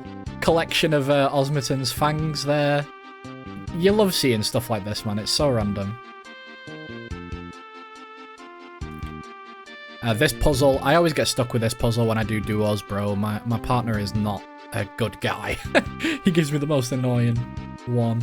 I thought the chaos there was really interesting. It didn't have any salt. I'm so used to picking chaos for the salt and supply mix. Here's just a little demonstration of how slow Wardens is if you don't have good mage. Close call there with that dodge. It takes a seriously long time, this mage phase. I mean, his bar's not even moved in all this time, you know what I mean? Phase 3. Swiftly mopping up the boss here. Some clean dodges, allegedly. Conveniently skip the skull phase when my clicks are really bad. You know, that's the power of editing. Makes you think I'm a better player than I actually am. We slay the boss. And what is it? It's another purple for Berg. This guy, man, he's getting everything. This was a 500 invocation, by the way. So I got the crafting kit and stuff like that from this. It's the ward. Well, you gotta get it someday, bud. Unlucky. More random stuff on the ground. That was a Tumikins, that. I kind of love this aspect of leagues because items are obviously temporary. People don't have any attachment to them. They'll just leave them on the floor, on tables and stuff. Using a lamp on Herblo there. That was from medium combat tasks. I got that from Nex. We're showing people the world. A world which is shining and shimmering and potentially splendid there. Some more pyramid plunder. I'm working on base 70s at this point. I don't believe I get it in this video. Went to Temporos for some fishing. 69. Nice. Combat task there. 70 fishing. Surprise construction level from the totem. This was a super close call. Put out the fire just in time to tether to the pole. Production prodigy in action. Give me those free fish. Regular speed. Getting the rewards from Temporos. Some collection logs here. And a bit of a shocker. Hold. The Tome of Water. What a surprise. I don't even have this on the main game with like 150 Temporos KC. Looking pretty clean. I decided to send a solo 300. I thought a 500 would be terrible. Just because of this mage issue, you know, with wardens and stuff. Look at this Baba. She's already low enough health to skip the entire next phase at this point. And I'm just DPSing her through the boulder phase, just going and going and going. You actually can't kill her here. She will go to 1 HP and then actually not die. But even so, you can basically skip the entire fight. Akka, this was kind of miserable, but we got through it, you know. Professional dodging skills on display there. Crondaeus and, yeah, Wardens. So this is even slower than the duo, but survived, made it through. You'll love to see it. Combat task coming in. 10-minute 59 Wardens. It was absolutely miserable. Miserable. Have quite a collection of clues here. Ranger boots. Really unexpected, but that's hype. Now would you like me to be the cat? That was disturbing. Can't wait to hit up a Cerberus once I get 91 Slayer. Get those Pegasians going. My new Reeboks, yo. Had an attempt to organising the clue tab. I think it looks relatively nice to a point. You get halfway down and it goes into no man's land, but we ignore that. This absolute beast at Soul Wars spotted. I think that's the fighter helmet. When's the last time you saw that item, bro? Some visual ASMR here. With the Tumikins right up in the frame like that, it looks like I'm playing Doom or something, right? It's pretty cool. Chilling with the boys in Soul Wars. Real late night hours. I had this weird black screen bug after leaving the game. And the only reason I'm at Soul Wars anymore is not for the XP, it's for the adamant bolts, of which we got a fair amount. I need loads because ruby bolts are addy bolts, which I'm making here. Diamond bolts are addy bolts. Unless I get a super stable supply of dragon bolts, like that's me lot. Nile Horn there at next mass, you love to see it. More dragon bolts for me. I don't know if any of these clips are repeated, by the way, just gonna put that out there. And a Torva full helm drop. Congrats to that guy, bro. Greetings, gamers. That was part 5. I hope you enjoyed it. Starting to get into more brutal PVM stuff. You know, I never knew how to do Nex before this. And actually, I've started really enjoying that boss. It's super fun. Especially in mass, it's very chill. Good vibes over there, man. Really nice community, it feels like. My apologies for the mishap on day 11. You know, these things happen, but hopefully the MS Paint interlude was entertaining nonetheless. I really tried. I'm not an artist. Being said, thank you for watching the video, and I would sincerely appreciate it if you would leave a comment. You know, it's pretty lonely down there. Pretty lonely. Alright, see you later, guys. Bye-bye. See ya. Woodcutting POV. Yeah, I was editing the last video again. 89 woodcutting. Decided to hit up some more Duo Nex with the homie. If you've never been to Duo Nex, you have to right-click private and then type in your homie's name. This is my first time doing it. Well, apart from in the last video when I did it, but these were my first times doing it, maybe I should say. Another next KC down. Ecumenical Key Shards, literally useless on leagues, have no purpose at all. Zammy Wines, you love to see. Free Herblore XP. And Berg actually got the Nile Horn there on that KC. Grats. That's an example of why you don't have unprotected necks right there. RIP. Back to Lumbridge. 69, dudes! 69 Herblore right there. Production Prodigy does not affect these birds' nests. So you got to get your RSI on for crushing the bird's nest. Thankfully, you can actually do this, and you don't have to wait to crush them all one by one. 70 Herblore, making a Sarah Brew, also a task. Egg collecting POV here for making super restores. You love to see it. Where I'm from, we call this Fletch Control. Ain't no pest control around here, boy. Getting some free levels. 81, 82 Fletching. Pretty much AFK in the games. 99 magic. And you saw I was getting 56 points per game right there, so that's pretty hype. 96 defense, 97 defense. You can see where this is going.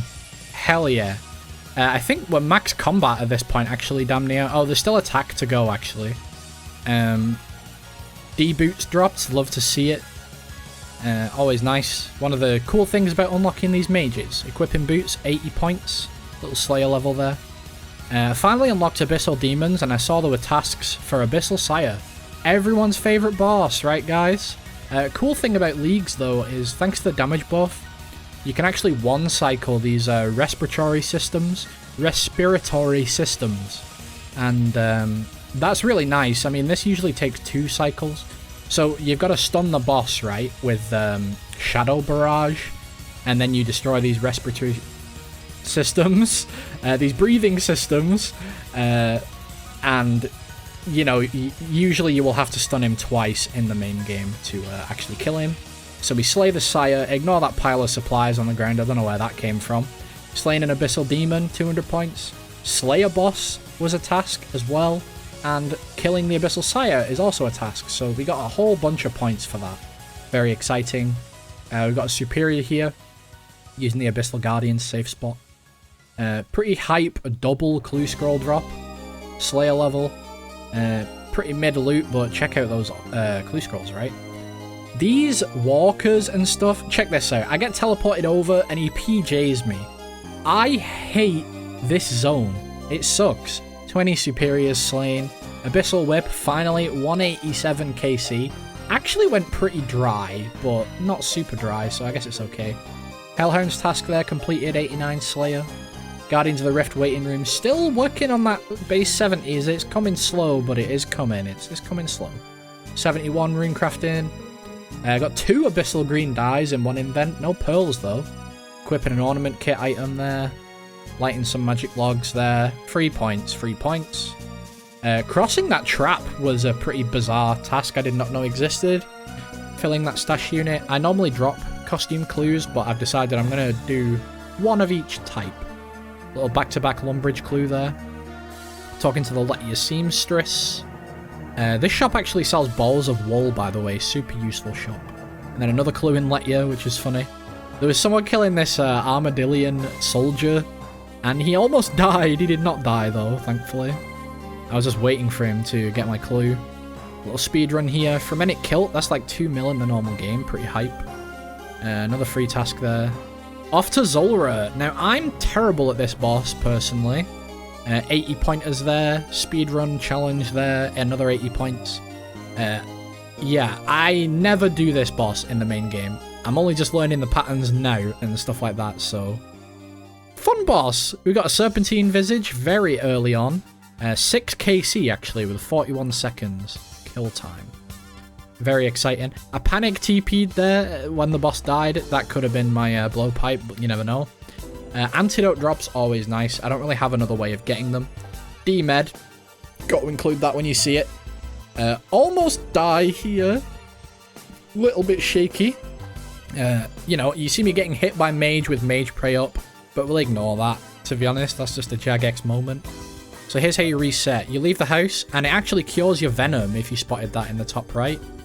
So no anti-venom needed for Zulrah. You kill it so fast that it doesn't really ramp up. I believe that's 25 KC achievement. Did a price check there for no reason. We make the Serp Helm. Then we have to charge it, I believe. Yeah, 200 pointers for that bad boy. I'm probably never going to use it. I don't know. I'm really not meleeing anything in this game mode.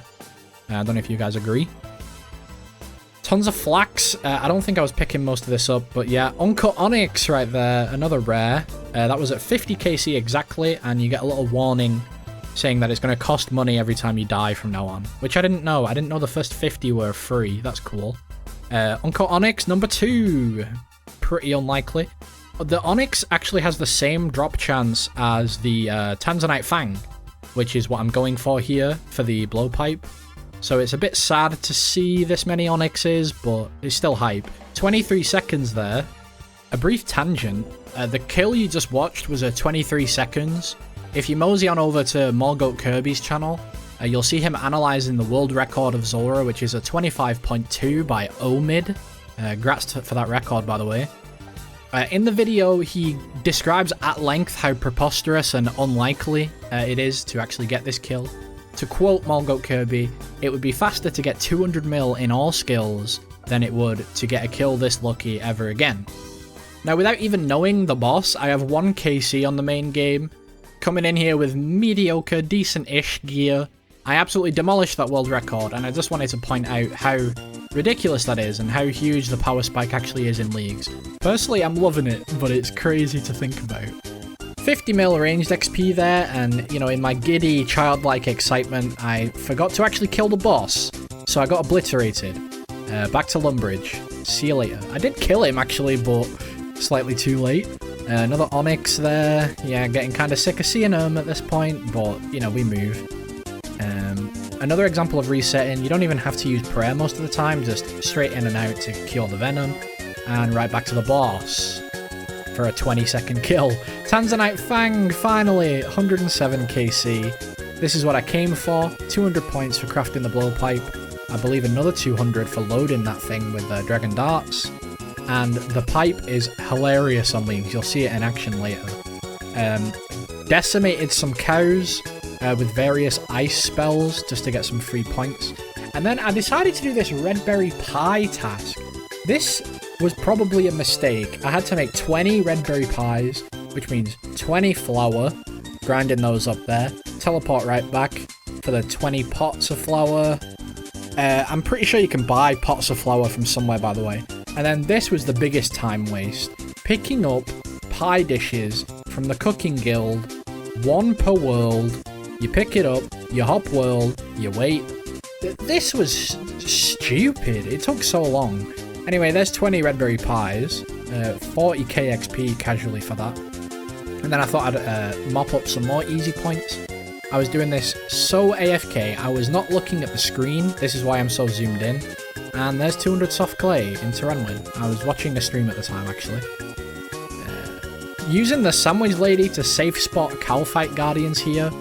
This is like an opportunity thing. You can't do this all the time, and I thought it'd look cool on the video, to be honest. Task for killing the Calfight Guardian, and then we kill the Calfight Queen, who was being guarded, I suppose. That makes sense the more you think about it. 80 pointers for that. And then, yeah, she's still Calfight Queen at the end of the day. She hits ridiculously hard for no good reason. Back to Lumbridge. I went back to Pest Control to finish off Max Combat. My doctor advised me to stop comedically hyperventilating in videos, so yeah, there's that. So there's 99 attack as well, 200 points. Max Combat, another 200 points. 70 Hunter right there, getting closer to that base 70s. Some more clues, 68 farming. Cool example of using the crystal for a clue scroll. I love this thing, dude. I'm gonna miss it when Leagues is over. The crystal is my favorite thing. Speaking of crystal, we use a crystal key on the chest for 40 pointers. And I've never done this before, so you have to enchant the key with crystal shards. A crystal singing bowl, and then you can unlock the chest in the tower in Prith. 71 Hunter there. You can tell I was in a bit of an AFK phase here. 70 farming.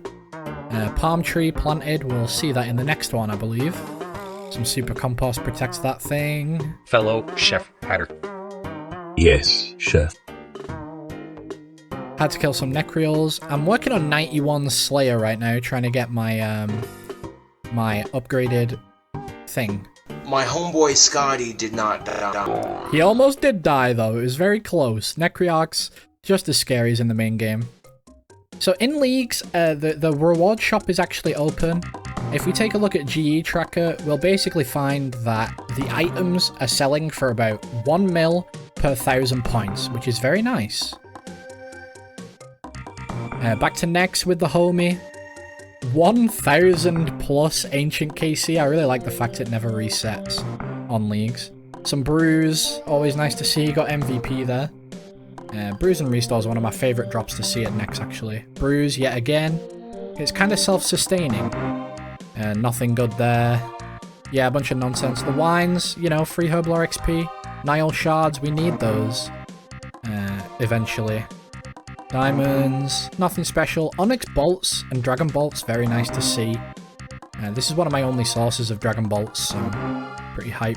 Smooth dodge from Berg there on the no escape move. More Zami wines, rubies, diamonds, a lot of coal. And Berg got the Torva plate legs, grats homie. That's really huge for him actually. More Dragon Bolts. Sharks, a bunch of nonsense drops to be honest with you. Soul runes, who cares? Leave them on the floor. Still trying to get that assassin transformation. One day you'll get it, bud. One day you'll get it. Nile Shards double drop, you love to see it. That was like 70 plus shards right there. And we got the Nile Horn, finally. So this allows us to make the Zarite crossbow with, almost died there, by the way. Next is kind of scary. With 250 Nile Shards, which at this point I did not have. But pretty soon here in a minute, oh, that's a double clip. What a shame. Pretty soon here we get enough shards and we make the Zarite crossbow for 200 points. And, you know, homie just got the Torva, I got the Zarite. We had to test this stuff out, our new toys, and very good. I actually did not know the Zarite crossbow was a 75 spec to use though. I was a bit disappointed by that, but beggars can't be choosers. The damage is insane. There's 91. And this is how to waste 500 Slayer points in like a minute. Didn't get a Hellhound task, so I had to do some menial tasks. Got a Mossy key here. Thought I'd finish off my last KC at Brio, and look at this kill. This is the undoctored footage of the kill. 6 hits to the face, and she's dead. That is endgame free-to-play content right there. 50 combat achievements. Made some Dragon Bolts. Here's how Cerberus went with the blowpipe. Pretty much 0 tactics. Here's an actual normal one. So it's fully AFK. It's actually crazy to think about. Super fun task. It looks like my main game look has transferred onto Cerberus in leagues though.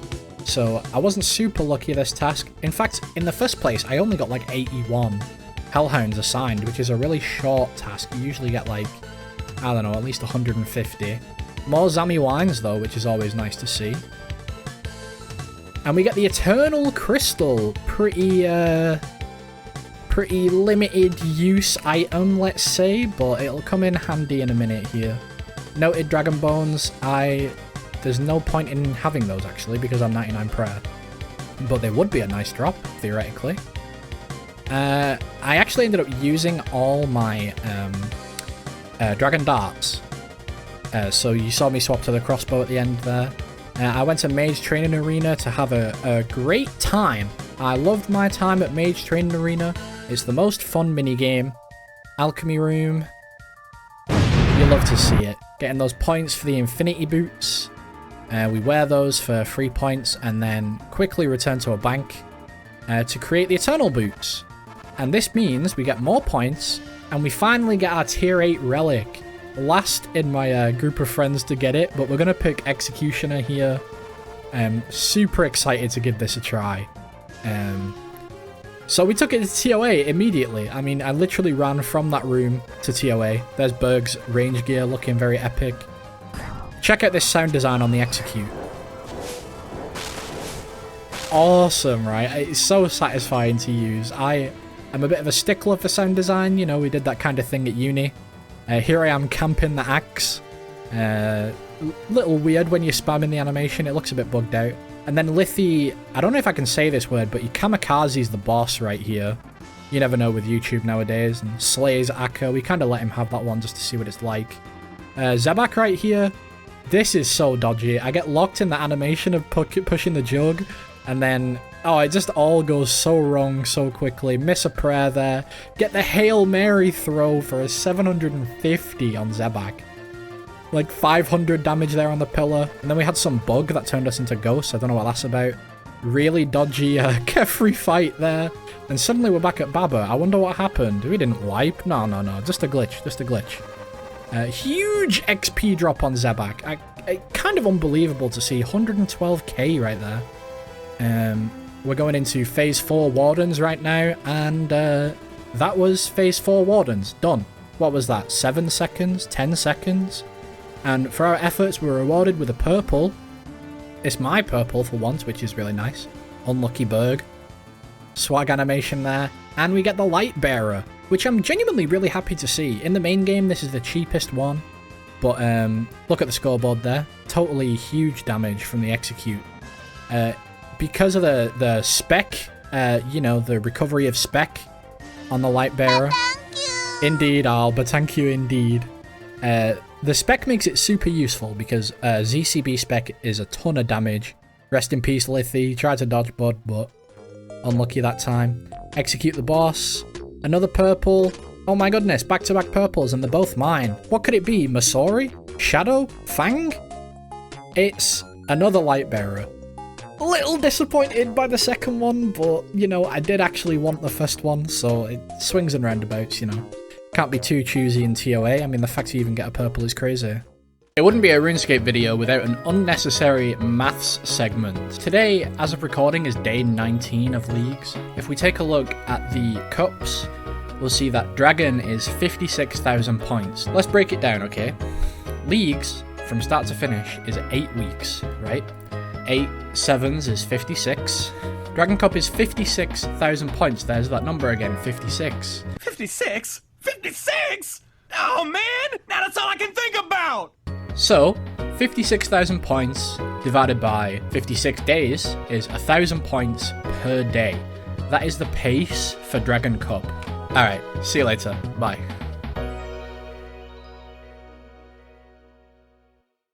Coming in hot with a farming run. Palm tree task completed there. Some more farming. Fill in a medium stash unit is a task. Various other tasks. I got this Tavali clue scroll step, and then immediately the next one was in Tavali. That's pretty hype. Some rapid fire stuff there. What flashed by was a Team Cape Eye. That's one of the mega rares from Easy Clue Scrolls. I think that's like 4 mil in the main game. Not sure. More kind of semi-AFK stuff here, and fully AFK stuff with the magic trees. 90 woodcutting, 75 farming. You can tell I was having a very lazy day, like back-to-back farming clips, what the hell, you know? Another farm run here. 79 farming. And then I wanted to do some construction. Still going for that base 70 as it feels like it's been forever. 80 farming there, sneaking in. And then I thought I'd do some mahogany homes, give it a try. It's a little weird without having NPC contact. I'm really used to having that, you know, to talk to Amy after you've done a contract. Task complete there. Another home. Another mahogany, as they say. So if you've not done mahogany homes before, basically you enter these different houses around the world, and you have to zhuangxiao their furniture. You have to refurbish everything. A few more levels here. 96 points per contract, which is kind of unprecedented. And there's base 70 finally. 80 points for doing an expert contract. Thought I'd do some more construction while I was in the mood. I very seldom want to do construction, but there's the plank sack unlocked, which will help whenever we go back into doing construction, basically. 91 woodcut in here. 76 hunter. We did it. Nice Pete, mate. Your mum. Wow, very respectful guy right there. Chilling in TOA with the homies. You know what's about to happen. Oh yeah, more TOA. If you peep my inventory, you'll see that I've forgotten my axe, which is kind of funny. This is the first time my axe was ever in the bank. High quality gameplay there. And we both inted pretty hard, myself and Berg, so Lithy here Still learning the raid, to be honest, but pulled out a great performance here at Zebak. He actually killed him. Respect, man, respect. Spent most of the raid dead, so I literally got carried, and somehow I got a purple. It was in my name, and what is it? Well, I guess that's deserved for the terrible run we had. Did half of Berg's damage, practically, and then we zoom through the next raid with the execute, and Berg gets a purple this time. I feel like at this point we're just taking turns, just trading purples almost. What's it gonna be? Fang number 2 for Berg. Unlucky. Not as sweet as the first one, but kind of nice to see. Rare example of using the ancient teleports there to do a clue scroll. So here I pick up the HP cape, and basically this sparked my curiosity, and I wanted to do a little experiment, basically testing if the healing prayer on ancients works the same as the one on the standard prayer book. I tested the HP regen with the prayer, I tested the HP regen of the prayer and regen bracelet, and I tested the regen of the prayer plus cape. And my findings were basically that the regen bracelet will double the regen you get from the prayer, whereas the cape will have no effect on it. I.e. the results from prayer only and prayer and cape were the same, with a HP per minute of 3, while the regen brace plus regen prayer had a HP per minute of 6. I also had this super well formatted Microsoft Notepad document, which just outlined the experiment and what I was doing. Anyway, right back into it with more clue scrolls. That was a pretty annoying and pointless science segment, if you ask me. Got a legitimate upgrade there with the Saradomin DI shield. Here's a little clue scroll collection log update. I've been trying to keep all my clue items in the bank, but very quickly running out of spaces, so I don't know if that's actually feasible. I could build the chest in the player-owned house, or I could do like everyone else in leagues and just drop every single clue item on the floor. Got this lava dragon mask, which looks amazing in my opinion. So we go into Puyo Puyo again. Talk to this person. And then I had to prune a tree, which I've actually never done before in the game. So when your fruit trees get diseased, you have to prune the leaves or whatever to fix it. Speedrun this clue box. Some interesting stuff there. We got some featsies. Ale of the Gods number however many from Master Clues there. Master Clues are actually surprisingly doable in leagues. I hate Master Clues in the main game, but in this game, not too bad, you know? I think the limited regions really helps, like no wildy steps, no annoying Karazi jungle steps, and no rapid fire cooking levels. Actually, on the contrary, here's a whole bunch of rapid cooking levels.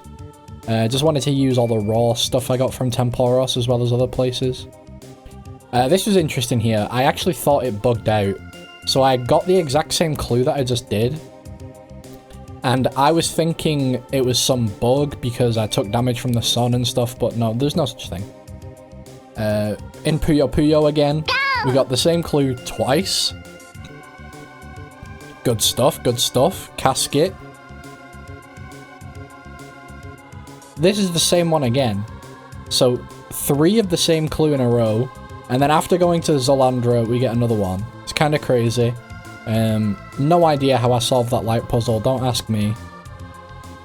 So for this bit, I wanted to change up the PVM segment of the video with some fancy editing, and I spent way too long on it. Check out Comet Summoner OST if you like this.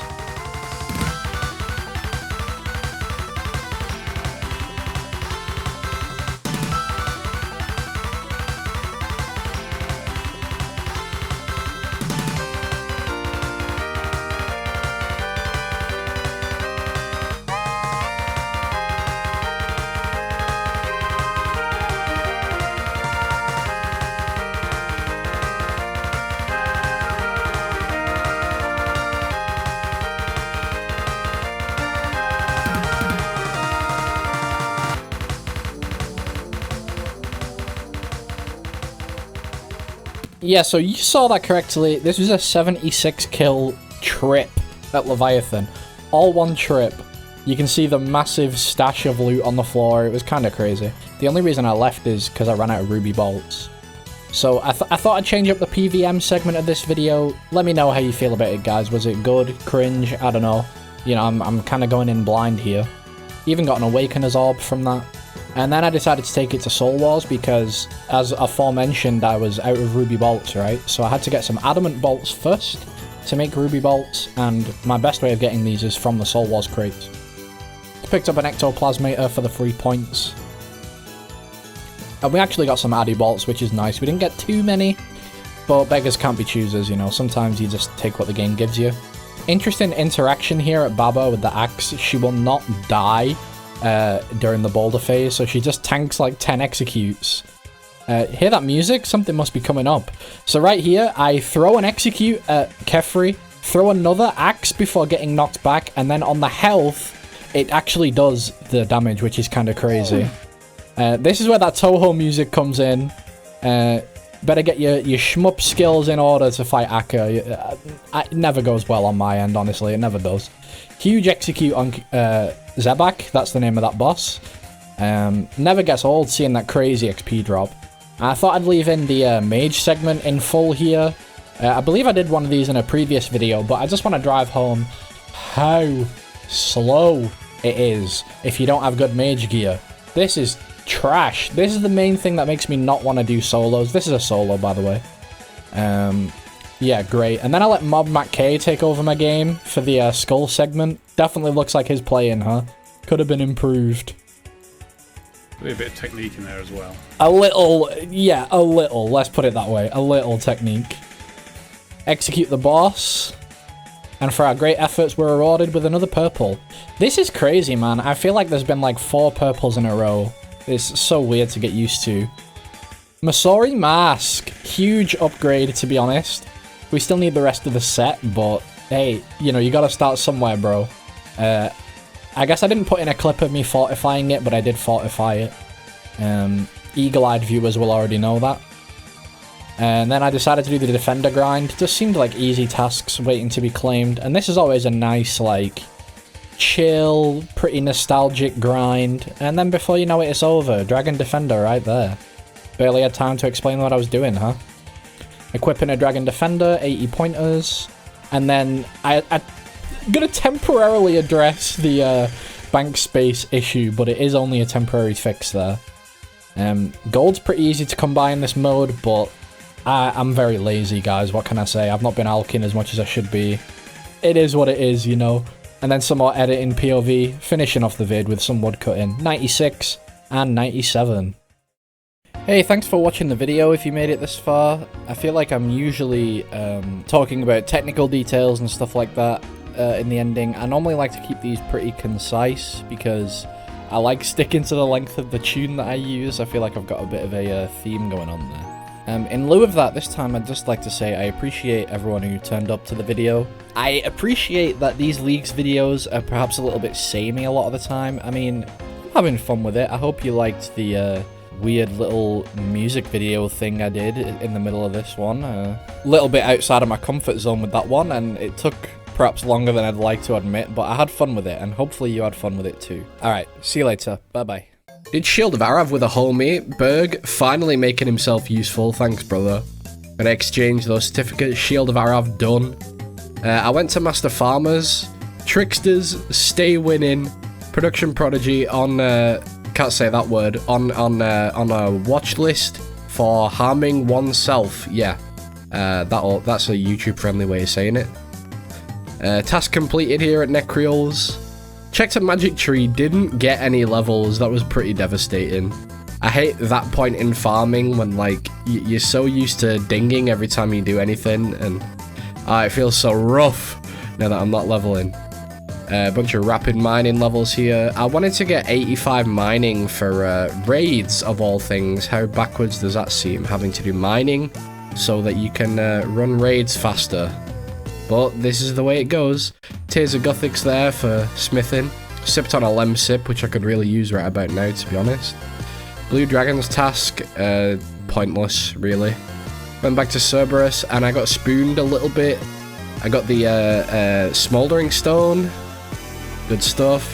Keymaster teleport at like 90 odd KC. It's kind of crazy.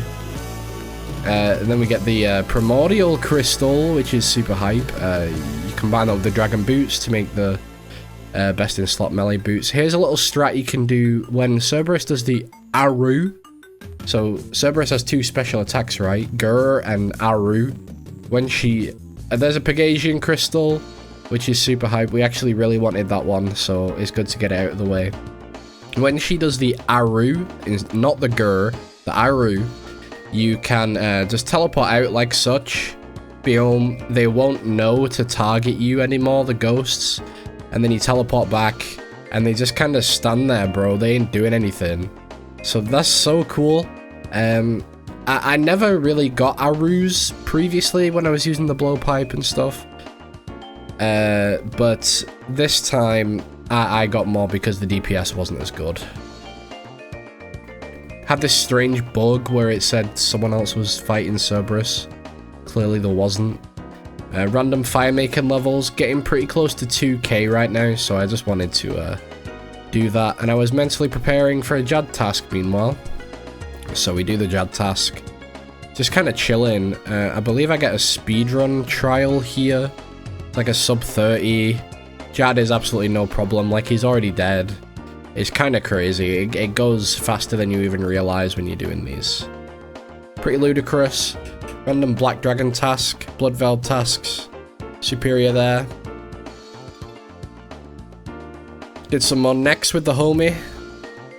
Saw Tumikin's user, which is always pretty hype. And then, surprise! I heard the collection log pop up and didn't see any loot on the floor. Or at least that pertained to the collection log, so... Kinda took me a second to even realize I got the pet.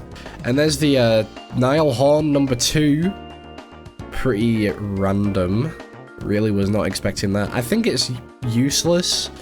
Ripberg. I think it's useless to get a dupe, to be honest. And then we get the Torva full helm.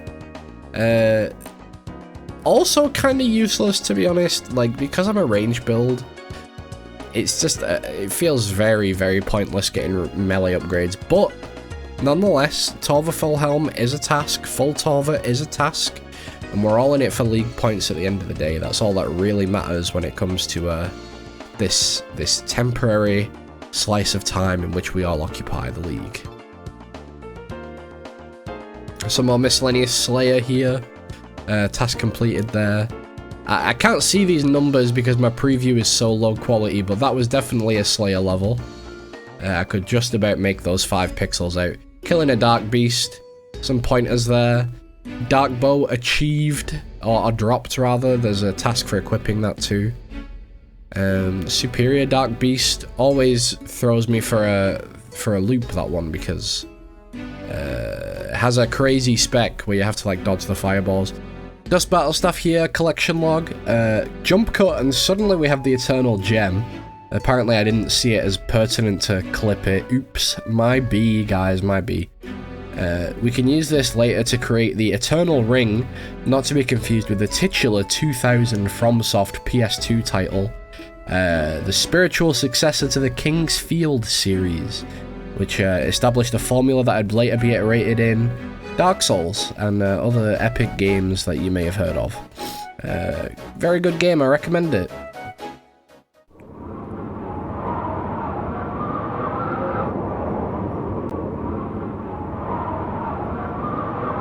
Well, as you can see, it's pretty cold out. I'm doing what I can to keep warm. I've got a lovely cup of tea, campfire roaring. Despite my best efforts, the relentless cold has sapped the strength from my bones. I'm a little bit sick, so this is going to be a quick one. I've got a Super Restore to sip on to get me through the recording. Hopefully it'll be fine. And if that fails me, I've got this ale to keep me warm, if nothing else. I don't know, man, After drinking the tea, I was granted a vision by the YouTube gods. Allegedly, if you show people this image, you'll gain more subscribers. I doubt it'll make up for this being a filler episode, though. Last time on Dragon Ball Z, our hero acquired the Torva full helm from the Frosis Nex. Having done so, there's only one way to repair this shattered artifact. He must take on the gruesome General Crowder in order to obtain his armor. Indeed, we started off at Bandos. High stakes right from the get-go here. He's using the crystal to get back. We're going to beat up the org right here. I believe that's what he is, an org. Bandos Tacit's right there. 3 KC, kind of ridiculously spooned if you ask me. So I cooked up this pretty pro strat for Bandos. It's a bit of an advanced tactic, but I think you'll be able to get it with some practice. Basically, you teleport in right here, and then you stand still and shoot him till he dies. It's pretty high skill ceiling there, but good results nonetheless. Get stacked out there with the double banana slammer from Bandos. Pretty painful, but we made it through. Almost die again.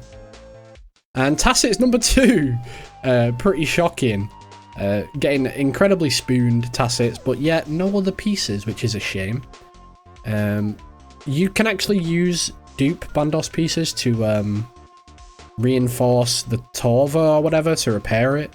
Little swag here, little bit of technique there. Kiting the minion for no particular reason. Just thought it'd be cool.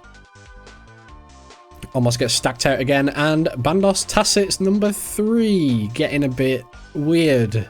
Kind of one of those statistical anomalies at this point, but I'm not going to complain about it.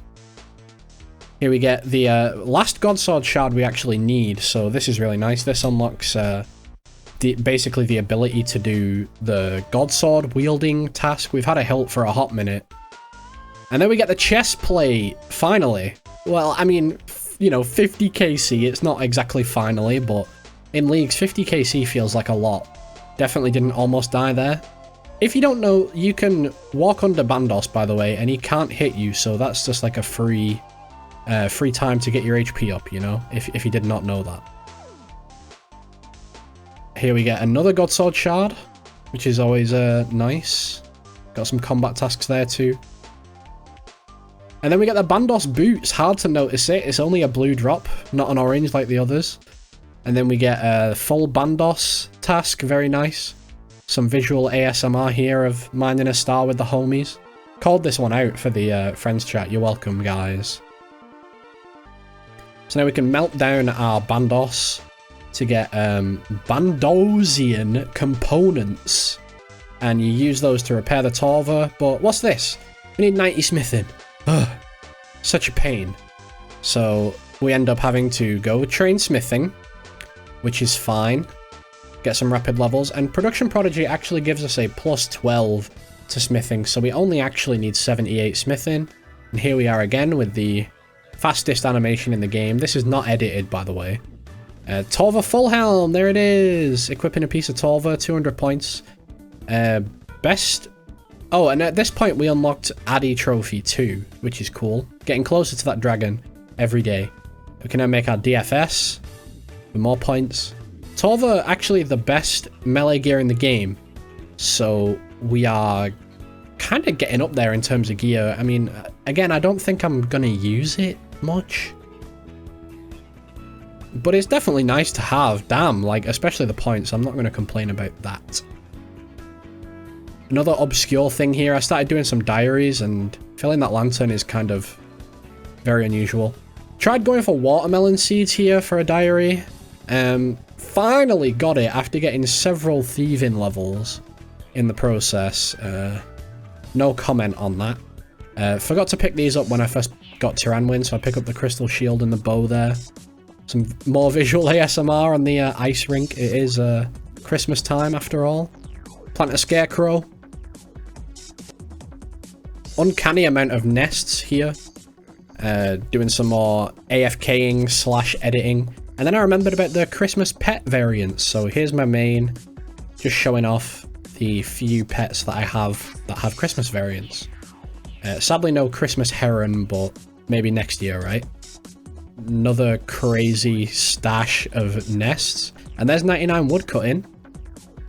Another obscure thing, making a basket for the diary. This diary feels like maybe it was added in 2001, you know? I don't know when they were actually added, but some super obscure, outdated content.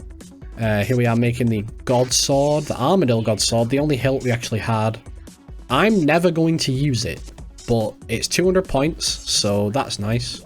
There's this random red panda at Chins in Perif. Did anyone know that was there? Let me know. Like, I did not know that was there. And it's really cute. I really like him. He's just hanging out. Maybe he thinks the red chins are like part of his family and he's just, I don't know, like a wanderer, you know? Wherever he lays his head is home, and they look similar enough, right? Anyway, tangent over. We've collected a significant number of clue nests from woodcutting and from birds. So we have a ton of clues to do right now. But first, we did Giants Founded Quest. I forget the name. Sleeping Giants, I believe. Sleeping Giants?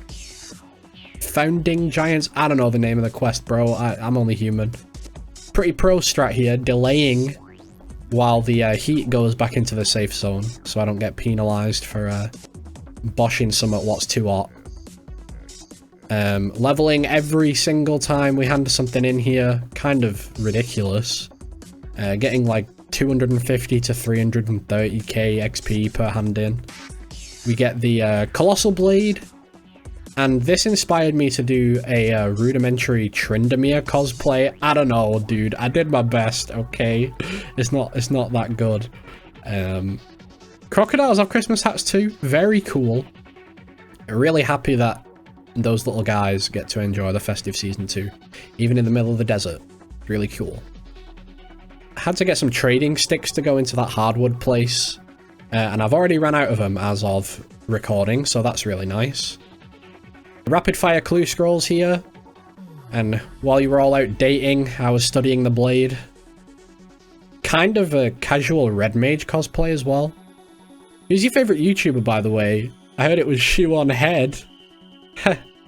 There's this random pole booth in the middle of nowhere. I thought poles were only next to banks or bank chests. Anyway, we're at 9 episodes already. That's kind of surprising how quickly this has come up. This is not my first channel, but it's my first time being regular. And I'd just like to say, as these clues whiz by, like, cheers for being here, guys. I appreciate it.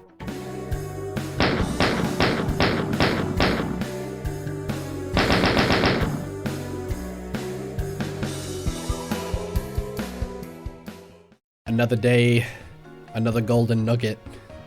We're here at Motherlode Mine, chilling, getting the worst skill out of the way as quickly as possible. Trying some more different stuff with this one. I put in the little Doom recap at the end, and it showed like where I'm at in the league. You know, I wanted to get it to look grainy like the actual game, but suffice to say I struggled with it. I'm still a bit of a noob editor, to be honest, but I think it looks passable as it is right now. I don't know. I guess that's not for me to decide. That being said, I'll leave you on your way. See you later. Bye-bye. Chilling at Motherlode Mine, such a familiar sight. I love doing these kind of activities when I'm editing. We're going to put this genie random into runecrafting. Just because Motherlode Mine's like super low intensity, you know, it's a good thing to do while editing. Not the best, but it's pretty good. We're going to... there's a task to get the crystal grail from this rabbit here. Of course, it's a Monty Python reference, of course. Classic Jagex. And I did a great job at slaying the rabbit. First try, actually. It was really good. It went super well. That was an easy task, in my opinion. Actually, it's not... the rabbit wasn't super hard. As you can see, I failed it. On reflection, I could probably do it. But the click box is so small for that rabbit. It's not like... you kind of do Zilliana strats, you know, where you're running around the room and kiting it. But it's harder to do with the rabbit because it's so small. You just end up misclicking it and running into melee. And if you do that, it's Omae wa Shinderu for you, you know what I mean? Anyway, Lumbridge Easy Diary done in the time of that monologue. I was largely doing a lot of task hunting. Have you got the bunting? I'm sorry about that. It's just a touch of indigestion. On this day, I am on pace for Dragon Cup at the moment, but I'm trying to widen the gap, you know? Like, if I have 5k points above pace or something, that's like 5 days of wiggle room. Dragon Chain Body here from Calfight Queen. I believe that's a 200 pointer. Very common on leagues, by the way. I've seen a few. Randomly flex into no one in particular there. Drop in all my bagged plants and stuff. Did some more Nex mass. I think I want to go for the 500 God Wars KC at Nex, because mass is super chill, and I don't know, there's also a task for 250 Nex, right? Specifically Nex. So it's kind of like 2 birds with 1 stone there. But my trip was kind of cut preemptively here. Yikes, embarrassing. In front of all the homies, huh? That's a shame. Smelting a runite bar there. I believe I was saying earlier, if I have a 5k point gap between the day's pace and where I'm at, then I have 5 free days to work with. And especially with Christmas coming up and stuff like that, I'm not going to want to sit and stress about league points on Christmas Day, you feel me? I don't think anyone wants to feel that way. This was the scariest thing ever in 2007 or whatever, like, you know, back in the day. But the jump scare just looks cheesy now, it's so bad. Jump scares were all the rage back then on the early internet, huh? You remember that one with the car? And I guess Jagex was just like trying to get in on that jump scare hype, I don't know. Did some mahogany homes here. Passively working on base 80s in the background. I think I get significantly over 80 construction here. And I also get a few tasks for mahogany homes, such as equipping Amy's saw, which you just saw me do. There's 81 construction. 84. 80... It's hard to see these numbers. Please forgive me if I'm getting the numbers wrong. I ran out of planks, so that's how I make planks. I just do it at pref. 50 mahogany homes contracts.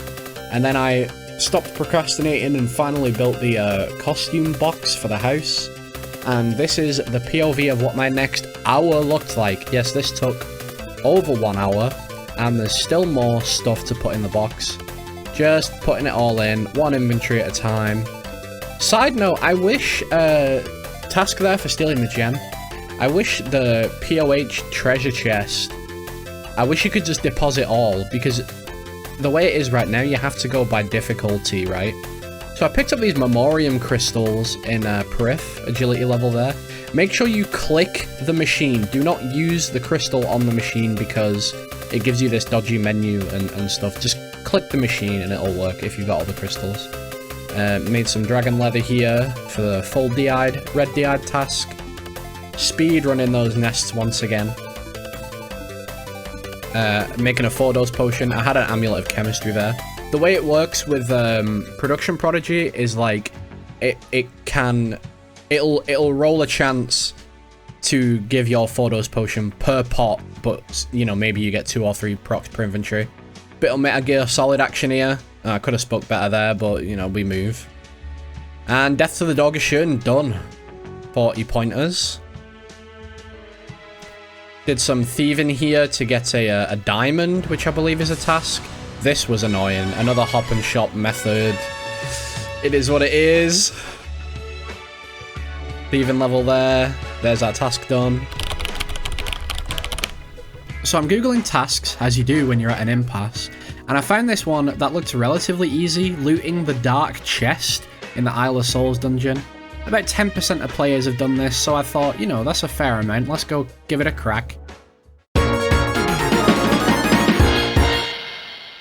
Turns out the only way to open the dark chest is with a key, which is a 1 in 200 from this chest in the Isle of Souls dungeon.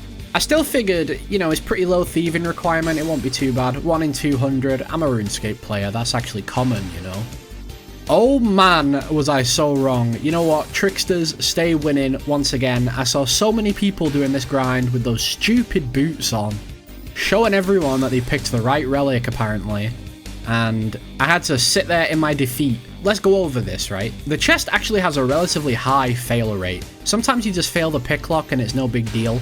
Most of the time, you get teleported right back out the dungeon, and this is no quick walk. This is about a 40-second walk through this entire dungeon, and I did this, I don't even know how many times. I stopped clipping it eventually because it was so redundant. There were times, cue clip, I would run all the way through the entire dungeon, attempt the chest literally once, and then get kicked right back out to the start. It's ridiculous. This was so infuriating. And for like 40 points, I started to experience the sunk cost fallacy after about 30 minutes. Surely I must be getting close to this key by now. I'm sure we're all very familiar with this feeling in RuneScape. The game has a tendency to make people feel like that. After you've put so much time into something, you feel like you've accumulated the odds high enough to be in your favor. But it just, in reality, it does not work like that. You'll waste your time, the game will laugh at you, people will take your world, it's just a mess. I ended up giving up in the end, after about an hour and a half. It just was too tilting. Do not do this task if you are not a trickster. I repeat, do not do this task if you have not taken trickster. It is a waste of time. Apoplectic ran over. Back to clearing up some tasks. I hit up Zulrah real quick. I wanted to get the 150 kill count. This seemed like a pretty easy one. Get a magic fang here, and then I decompose this for Zulrah scales, which is another task. 3 snakelings in 1 kill. 400 points there, I believe, for the Zulrah combat tasks.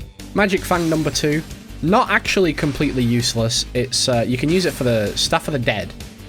Serpentine Visage number 2 here. Just absolutely spitting out uniques. Tanzanite Fang. And here, Hype Drop, Magic Seeds.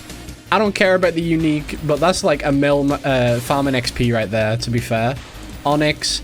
And because it's Christmas, Zulrah is wearing a party hat here. He comes out in magic form, and now he's wearing a Santa hat. So the forms have different hats, actually. That's a really nice attention to detail.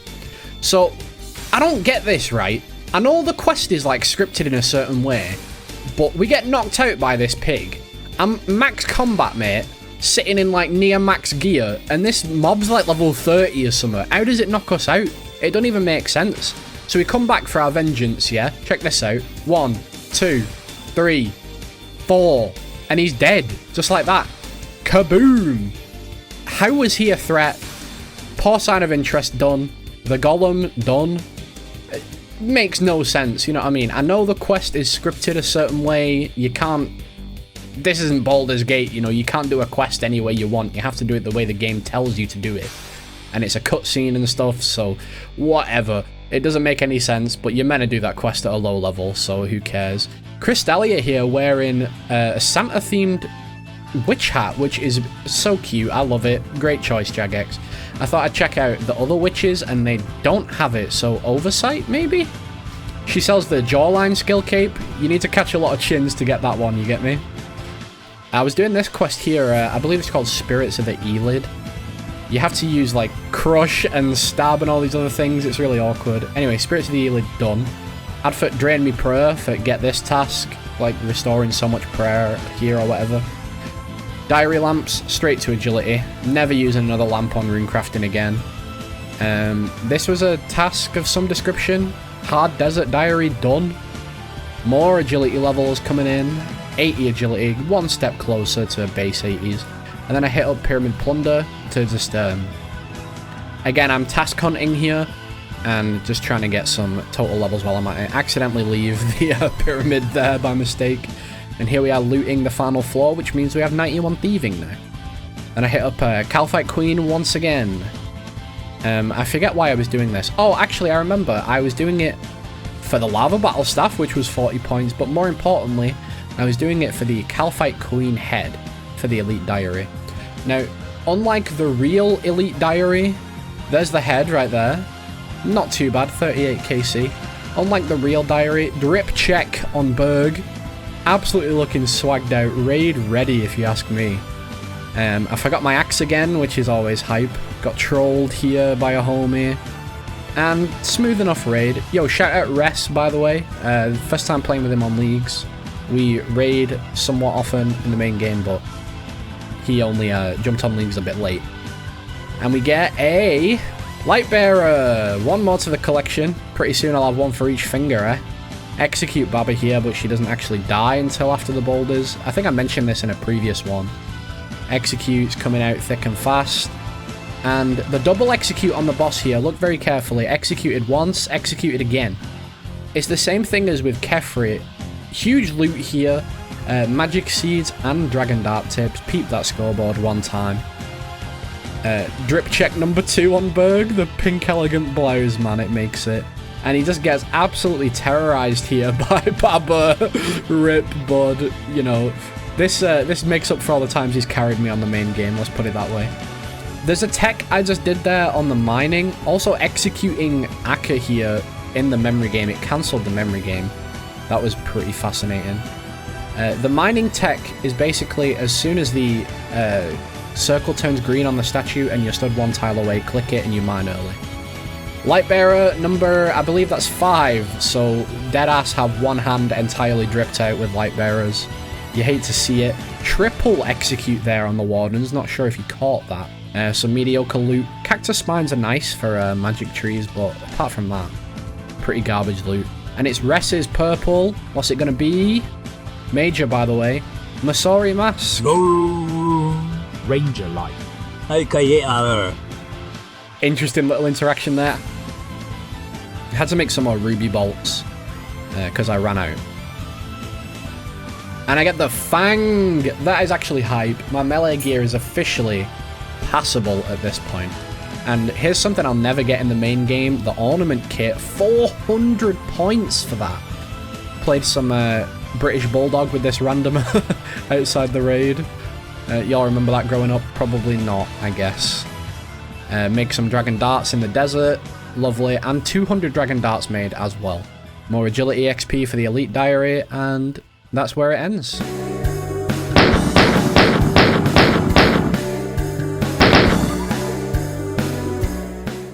Another mediocre video done.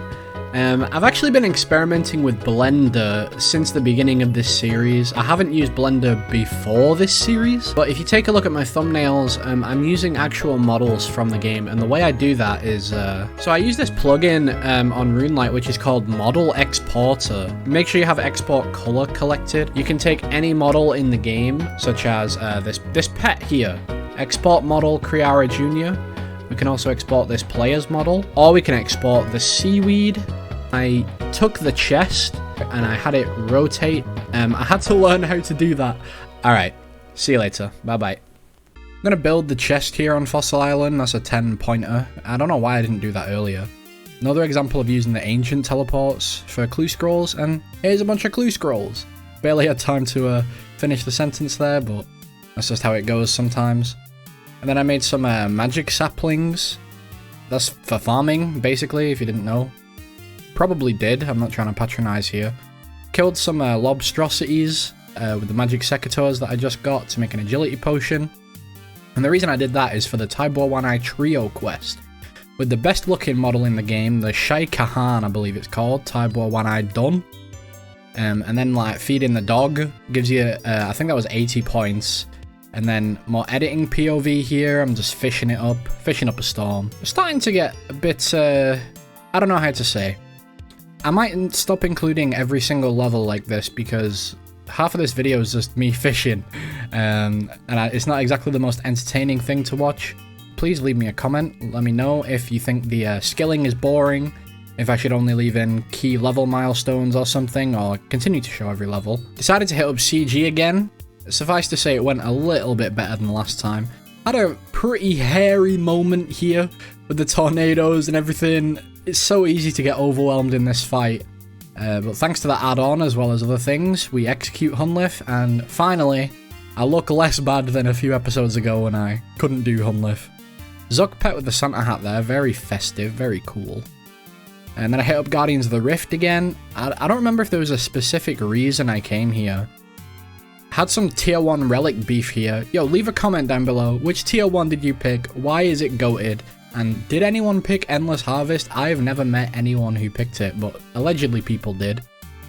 You know, I think I was here for base 80s actually, thinking about it. 77 rune crafting, it's approaching 80. Here's the, my favourite thing about Guardians of the Rift, everyone using the Dragon Pick spec at the beginning. Absolute spam fest. Got the Abyssal Needle, which is crazy. I only just got that at, like 100 and... Interesting comment from that guy. 100 and something KC, I got the Abyssal Needle in the main game. And then we decided to hit up some more TOA. Berg repping the Biss Mage setup. Improved it slightly with the vestments, but it's still not great. And here, The boulder got cancelled on the exact same tick it hit. That's kind of ridiculous, right? Massive XP drops from Zabak, massive XP drops from Wardens, and the raid's over before you even know it. It's hard to acclimate to how fast these raids truly are with leagues, but it's just how it is, I guess. You know, the power spike is real. Purple for the homie Lithy. Major, by the way. What's it going to be? What's it going to be? Toomikins! Congratulations, dude. You can finally play the rest of the game. And, you know, we just got a sick item, right? We got to run again. Huge damage with the Berserker Relic. And we all nailed the mining tech here. I only learned how to do that like a couple days ago, so it's cool that it's spread and everyone's doing it now. At least in this group. Some more Toho action. I was really shocked that I didn't get hit at all here. Like, that is... Someone else must have taken over my account for that. That's all I'm saying. More Toomikins Berserker going absolutely insane. The damage is very good. Well, I mean, from second hand. 55 seconds Zabak. Annihilate the boss here, and we get bugger all for it. Isn't that great? Really, it was just one run to test out the Toomikins. We haven't been farming TOA as much as we probably could, but it's just the way things go, you know. I need to do more solos. I don't do any solos in this vid, but definitely need to do more. I definitely prefer doing TOA with a big group. Had to get a Belladonna seed here for a diary, Lumbridge diary, right? Took ages, but I did eventually get it. And then for this step, where you need to make so many cosmic runes, I destroyed my crystal, returned, and picked up pure essence off the floor. I do the same again for water runes here. And you can just get a new crystal from the Sage in Lumbridge. It's not a big deal, to be honest. So that's how I did that. So I didn't have to go get the Raiments of the Eye or extra rune crafting levels and whatnot. And then we finished a Varrock diary there. This is a cool animation. I really liked this. You go mini. This is part of a Grim Tales quest. It's like a many fairy tale references. We take down the beanstalk after slaying the giant. Do a little victory dance and check these XP drops. Grim Tales done. What is that? That's like 2 mil XP in one quest. Absolutely unprecedented. We get some levels there. Not as many levels as I was expecting, but it is what it is. Get the full prospectors. That's for a hard Falador, I believe. I can't recall if I finished the hard Falador diary here or not, but that's a really good one to have because of it lets you track the giant mole when they dig into the ground. Obor slain here. Took me this long to get a giant's key, which is a bit sad. The amount of hill giant slayer tasks I did. Disappointed. KQ head, technically back to back. This is my first kill. 200 rune ore into Ramwin. Basically, I'm just trying to catch up on points, if you hadn't gathered already in this episode. Homie let me watch him stand around after his Aura kill for a free 10-pointer. And then I hit up a Mage Training Arena. I was going for the full Infinity. It's 400 points for the full set. Get the gloves and boots here. And I guess the hat as well, my bad. Variety of aspect ratios on display here. But we eventually get the full Infinity. This took a lot longer than I thought it would. I thought the multiplier would trivialize it. And here's a little next montage. Given that the text in the preview is really bad, I'm not going to belabor the point of reading out things that you can see yourself, but I saw a lot of uniques drop here. Unfortunately, none for me. To be honest, I was leeching pretty hard. I was going for the 300 next kills task, and I just wanted to AFK it, basically. I would just click next, 12 plate legs there, ancient hilt. First one I've ever seen, actually, which is interesting. Basically, I just wanted to click the boss and go AFK. There's 150 necks. Here's exactly that POV I'm talking about. I'm just clicking the boss. I'm not doing the tactics. I'm not fighting the ads. Sometimes I would not get enough contribution to get the kill count. Another interesting interaction here. But I think maybe that happened like 4 or 5 times. Double drop there. I actually saw a couple double drops as well. Not super uncommon to see. I think I probably saw like 4 or 5 double drops. Army of Guardians. Very cool to look at. And there, actually, some of them were the Desert Treasure 2 assassin. I don't think there were any that time, but in the previous one they were. So I've now officially seen it, and this guy just randomly got the pet. Congrats to you, stranger. Very cool to see.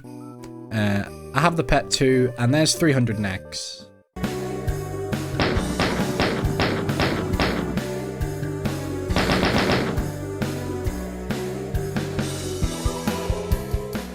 So, we're here again in the postscript, enjoying fishing some sacred eels here at Zulrah. Where we're at right now, we're actually most of the way through the league. I'm recording this on day 38, and if you take a look at my points, I'm only at 37.6k, which means I'm behind pace. Oh no! It's probably going to be at least a week till the next one. Something like that, 6 days a week, something like that. I'm not going to play the game as much, you know how it is. We're going to be eating tons of food, spending time with the family, and drinking some, I hope that Christmas is pleasant for everyone watching. I know sometimes holidays can be a little stressful, and, you know, hopefully you can make the best of it, even if it's not going so great for you at the moment. Alright, see you later. Bye-bye. So after a short break, hope everyone had a good festive season. I know I certainly did. Working on a bunch of tasks here. That looked like the same clip, but it was 2 separate clips, I promise. Basically just trying to work on as many tasks as possible, trying to keep up the pace because I've been hella slacking. I've taken too much time off probably. Trying to get as many points as possible pretty quickly so I can actually hopefully get Dragon Cup, we'll see. This task was pickpocketing 50 elves, and I was basically using the Ancient Redemption Prayer, and since there's an altar right there, you've got unlimited prayer, and there's the task completed. And then there's getting turned into a mushroom. I didn't know this existed until Leagues, but it's one of those like freebie tasks that everyone sort of gets. Full green D-eyed here for more pointers. Chilling with Crystalia here to equip a Harpy Bug Lantern. There's going to be a lore dump about her coming later. I actually found it quite interesting, her dialogue and about her magical hat and what have you. More stuff, making an oak ladder. What is this thing for, by the way? I know it's a really useful construction method, just making ladders. By the way, there's these bells in Perif. Basically, if you look at where those white towers are on the map, that's where all the bells are. So you don't have to get confused if you try that task at home. Then we dye a cape orange. This was actually a day one-er, and for some reason it's taken me this long to do it. Thankfully there's shops in Perif where you can just straight up buy every dye in the game, so that's really nice. Building the achievement diary there. Magic roots, I think, was one. Or checking the tree. Again, it's hard for me to actually read the text in these previews because I have to have the quality really low. Sorry about that if I make any mistakes. This was an editing POV here, the Sacred Eels. You'll love to see it. Same with the Sharks. I always pick these AFK tasks when there's something I need to be doing. Absolute Chad there with Gilded and Third Age on. And the sneaky, elegant top, which looked like Third Age. I actually thought it was Third Age at first glance, I'm not gonna lie. Lumbridge Diary rewards here, getting us a bunch of agility levels. And then I went clue hunting for a hot minute. Homie helped me out with Hero's Quest real quick, and conversely I helped him out as well. That's kind of how that works, I suppose. Hero's Quest done. And then we kill a blue dragon, which were a Falador hard task, I think? That sounds about right to me. Variety of clues here, they're just whizzing by. There's a ton of clues in this one. There's like, I did not count, there's probably over 50 clues in this video. I don't know what got into me, but I was just on a real clue scroll kick for a hot minute. I mean, I find them very fun to do, especially with Treasure Seeker. And in Leagues, you can just basically drop any clue, and it'll remember how many steps you had already done. So whenever I get like an annoying step, I'll just instantly drop it. So as a result of that, clues end up being pretty enjoyable to do. Full God DI'd here. I had it, but I just neglected to equip it. And I cooked up this swagscape. Shout out to Berg, he joined my little 2-man fashion show here. And flexed a little bit with the 99 fletching. Grats. Not the first time he's been in this video, if you noticed. Interesting interaction there. Oh, here's the lore dump on Crystalia. So basically, she's locked up for causing magical shenanigans, and her other hobby is creating silly hats for people. So that's why everyone in Gielinor has Christmas-themed hats this time of year. Isn't that cool? I think it's really neat how they even felt the need to explain that anyway. You know, it's clearly just the J-mods plonking a hat on stuff in the editor or whatever, but they gave it an in-universe reason, which is really cool. Spammed cooking here for the 99er. You love to see it. I did some fletching because I was in a bank standing kind of mood, and then I ran out of logs, so mood or not, I was no longer able to bank stand. I wanted to go for I think it's 150 KC for Mole, the best one. The highest tier task, rather, but I don't like this boss. It's crap. It just keeps running away all the time. You can't really kill it fast enough with my build to prevent it from digging away. I'm aware that with the Berserker Darok build, you can one-shot or two-shot the mole, and obviously it's not running away there. Homie, you may remember him from a previous vid, Res, shout out Res. We hit up some TOA here, ignoring the tactics just to execute Zabak, looks pretty swag. And this never gets old to me, the triple execute on Wardens. You get like 3k points here, and somehow Res got the leech despite doing the most damage. I really don't know how that works, and yeah, pretty embarrassing fumble there, teleporting out of the raid. Teleporting out of the raid with a congested throat all the while. And just, I don't know what these clips are, bro. This is such a meme raid, but we made it through, ignoring literally every tactic. It don't matter. Mediocre loot on my end, but Res actually got a purple, so that's pretty hype. And what is it? Osmond's Fang. I think he already had one, actually. But still, it's always nice to see. Although kind of pointless on leagues, to be fair. And then I hit up Giant's Foundry. Kind of trying to sweep up a few quick 99s here while I can. You know, 200 points per 99, and it's always good dopamine getting that so getting that stuff, or whatever YouTube likes people to say nowadays. Picking up the Smith's boots. This just occurred to me, I don't think I clipped getting the rest of the outfit, but I did get the rest of the outfit eventually. More levels, more tasks. I think that was 25 hand-ins, I think, and there's 99 smithing. Nice and quick, nice and easy. We got a Kriara kill here. Oh, so here I was going for the 500 God Wars KC. I figured that it'd be quick at Kriara, at least versus Nex, but actually after doing it for a minute, it wasn't very quick at all. So I kind of gave up on it. I didn't think it would be worth the time investment for that task in the first place. Even if I go to Nex, doing a bit of maths right, going to Nex and doing another 200 KC is going to take like a long time, like a minute per KC, let's say, let's be generous. It's 200 minutes, which is like 3 hours for a 200 pointer. I don't know, maybe it's not that bad. I don't know, I'll have to think about it. Speeding through all the uniques here, I don't really care about any of them. They're all just dupes at this point. I mean, it's always nice to see that orange text, but other than that, nothing too much of note there, apart from the speed kill, which was pretty cool. Some uses of the crystal here in clues. I always find it pertinent to clip these because, I don't know, the crystal's cool, man, isn't it? It's cool. There's my stash of clues showing off for the lads.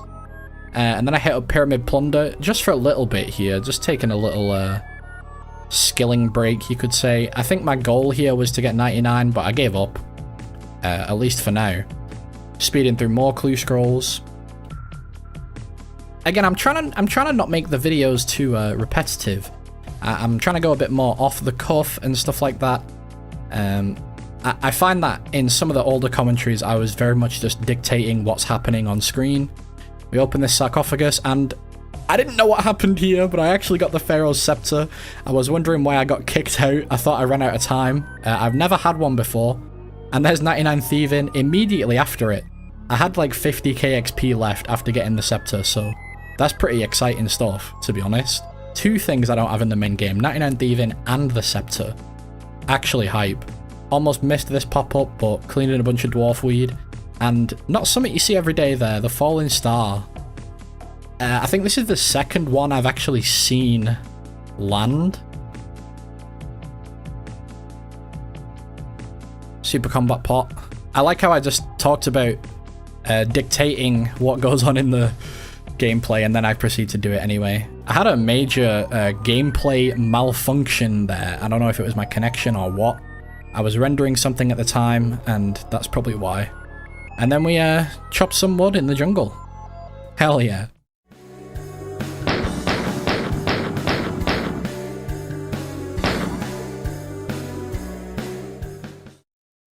New year, same grind as always. I haven't been playing the game as much. I hope you all had a very pleasant festive season, the back-to-back holidays that we all thoroughly enjoy so much. I've been taking it very easy, been exceptionally lazy for the past week or so. So we're coming close to the end of leagues as well. What's next after leagues?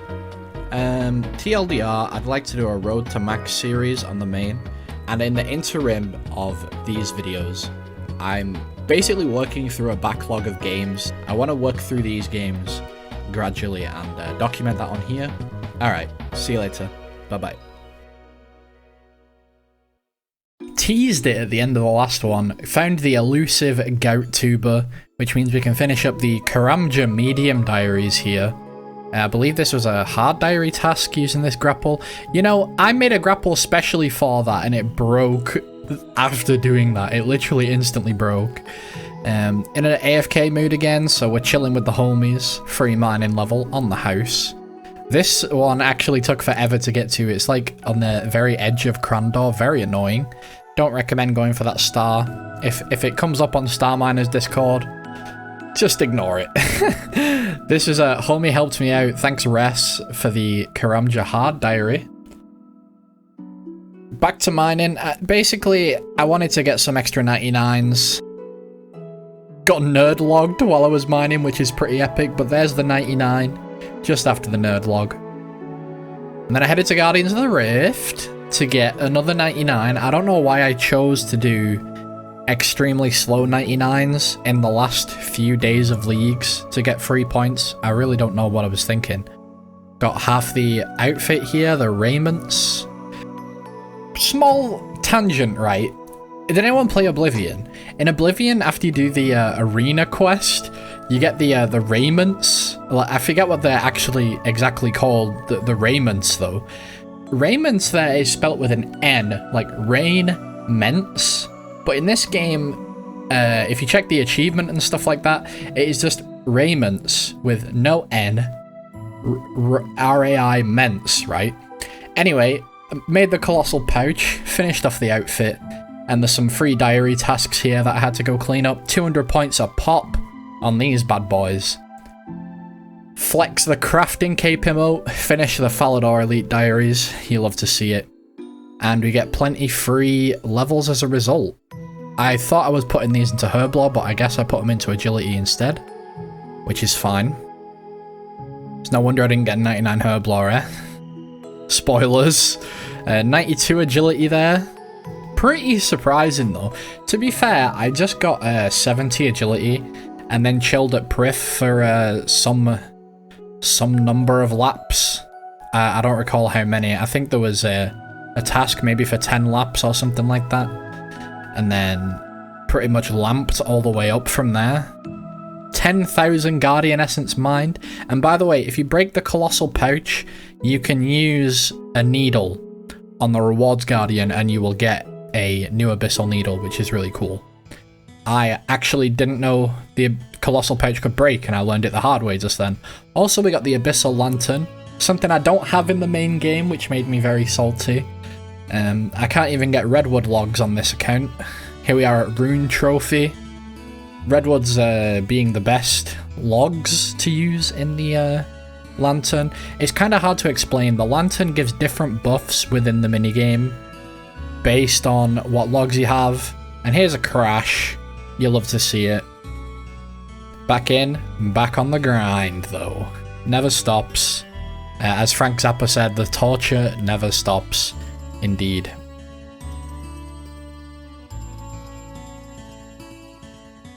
There's 99 rune crafting. Actually leached all the way. You may have noticed I was just AFK in the vast majority of the time. Get some dyes here, and I opted for the green outfit. I don't know, I like the green one most. Leave a comment. What's your favorite color of raiments of the eye? Do you like the blue one, the green one, the red one? I think they're all pretty valid choices, but personally I do like the green. Did some tasks here for Herbivore, and I believe I close out base 90s here eventually. Once again, I apologize if I'm getting something blatantly wrong. Ran out of membership, you'll love to see it, so had to hop on the main for 2 seconds. If I get something blatantly wrong, it's just because the quality of my preview is atrocious. I can't actually read any text. Grab the rune crafting cape, which I never use. I believe the perk of that is to stop your pouches from degrading, which in fairness, if I was going for Guardians of the Rift pet or something, would have been pretty cool. This is me closing out the Elite Varrock Diary? The Elite one? Right? With the Skull Scepter and everything. And then I ran into a roadblock here because I didn't have enough fossils or various other things to get the kudos needed to actually close it out, so we're up the creek with that one. And here we are, it's the final hours of leagues. Everyone's here, everyone's dropping their banks. Wow, it's been a lot of fun, I must say. This was my first league. I've mentioned that a couple times in these videos, but honestly, on personal reflection of how I played it, I feel like I perhaps crammed too hard at the beginning and then couldn't carry the momentum through the rest of the league. Mod Sani here, chilling, playing around with the dev tools, being a little goofy fella. You love to see it. Yeah, my own motivation kind of fell off around week 4 or 5, and I just ended up falling off, and I did not actually get Dragon Trophy in the end, which is a shame, but I did get Rune Trophy, which is the Commiseration prize, I suppose, and I'm going to make a good amount of money from selling the league's rewards. So what follows is basically the final breath of leagues. This was probably a couple hours, to be honest, this whole thing. Just Mod Sani leading this trail of fools around all of Lumbridge and all the way up to Draenor. It was pretty awesome, great vibes, just crazy stuff happening. I loved the T-pose in Galvek. It was very memeable indeed. Everyone flexing their trophies, the pets, the Tumicans, the Infernal Capes, the Max Capes.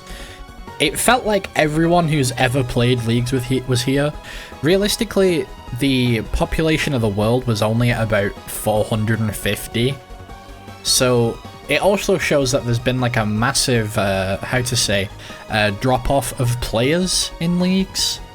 I suppose people have either the novelty of checking it out wears off, which is probably true in my case, or people actually achieve the goals they want and then they just bugger off, you know what I mean? There's no reason to stay on.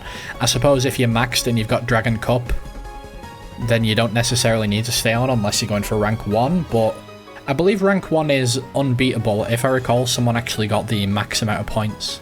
I don't remember the name at this time. And then Mod Sani took on the visage of Jad and started leading us into this unholy volcano. You're all very familiar with it, fellow fire capers. I'm not an infernal caper, but I would have said fellow infernal capers if I was. And dead content brought back to life, Tazar Fight Caves. We were just here, or Fight Pits, I believe. Fight Pits. We were just here with Res, and here we are, the entire world duking it out in a free-for-all, last man standing, Mortal Kombat. There's mods in here, there's people in max gear. Mod Sani taunting this guy. He was kind of keeping us hostage for a hot minute. He refused to kill the final guy, or defeat the final guy, whatever YouTube prefers me to say. And Mod Sani was just taking the biscuit a little bit with him. It was very fun. Again, just playing with the dev tools, running around. And this is the other guy, just chilling as a bush. A very humorous situation, to be fair, but it was kind of annoying to be stood around and not beating each other up like we should be, but we did end up getting a round 2 eventually. Don't think I got the footage, but everyone ran at that guy with the 2 Mickens who was holding us hostage. That's just how the round started. He got absolutely stacked out. It was a lot of fun. And I get blasted here in a few seconds, but honestly, this was great to see. I've never seen anything like that. And then it's over. I hope you've enjoyed. Peace.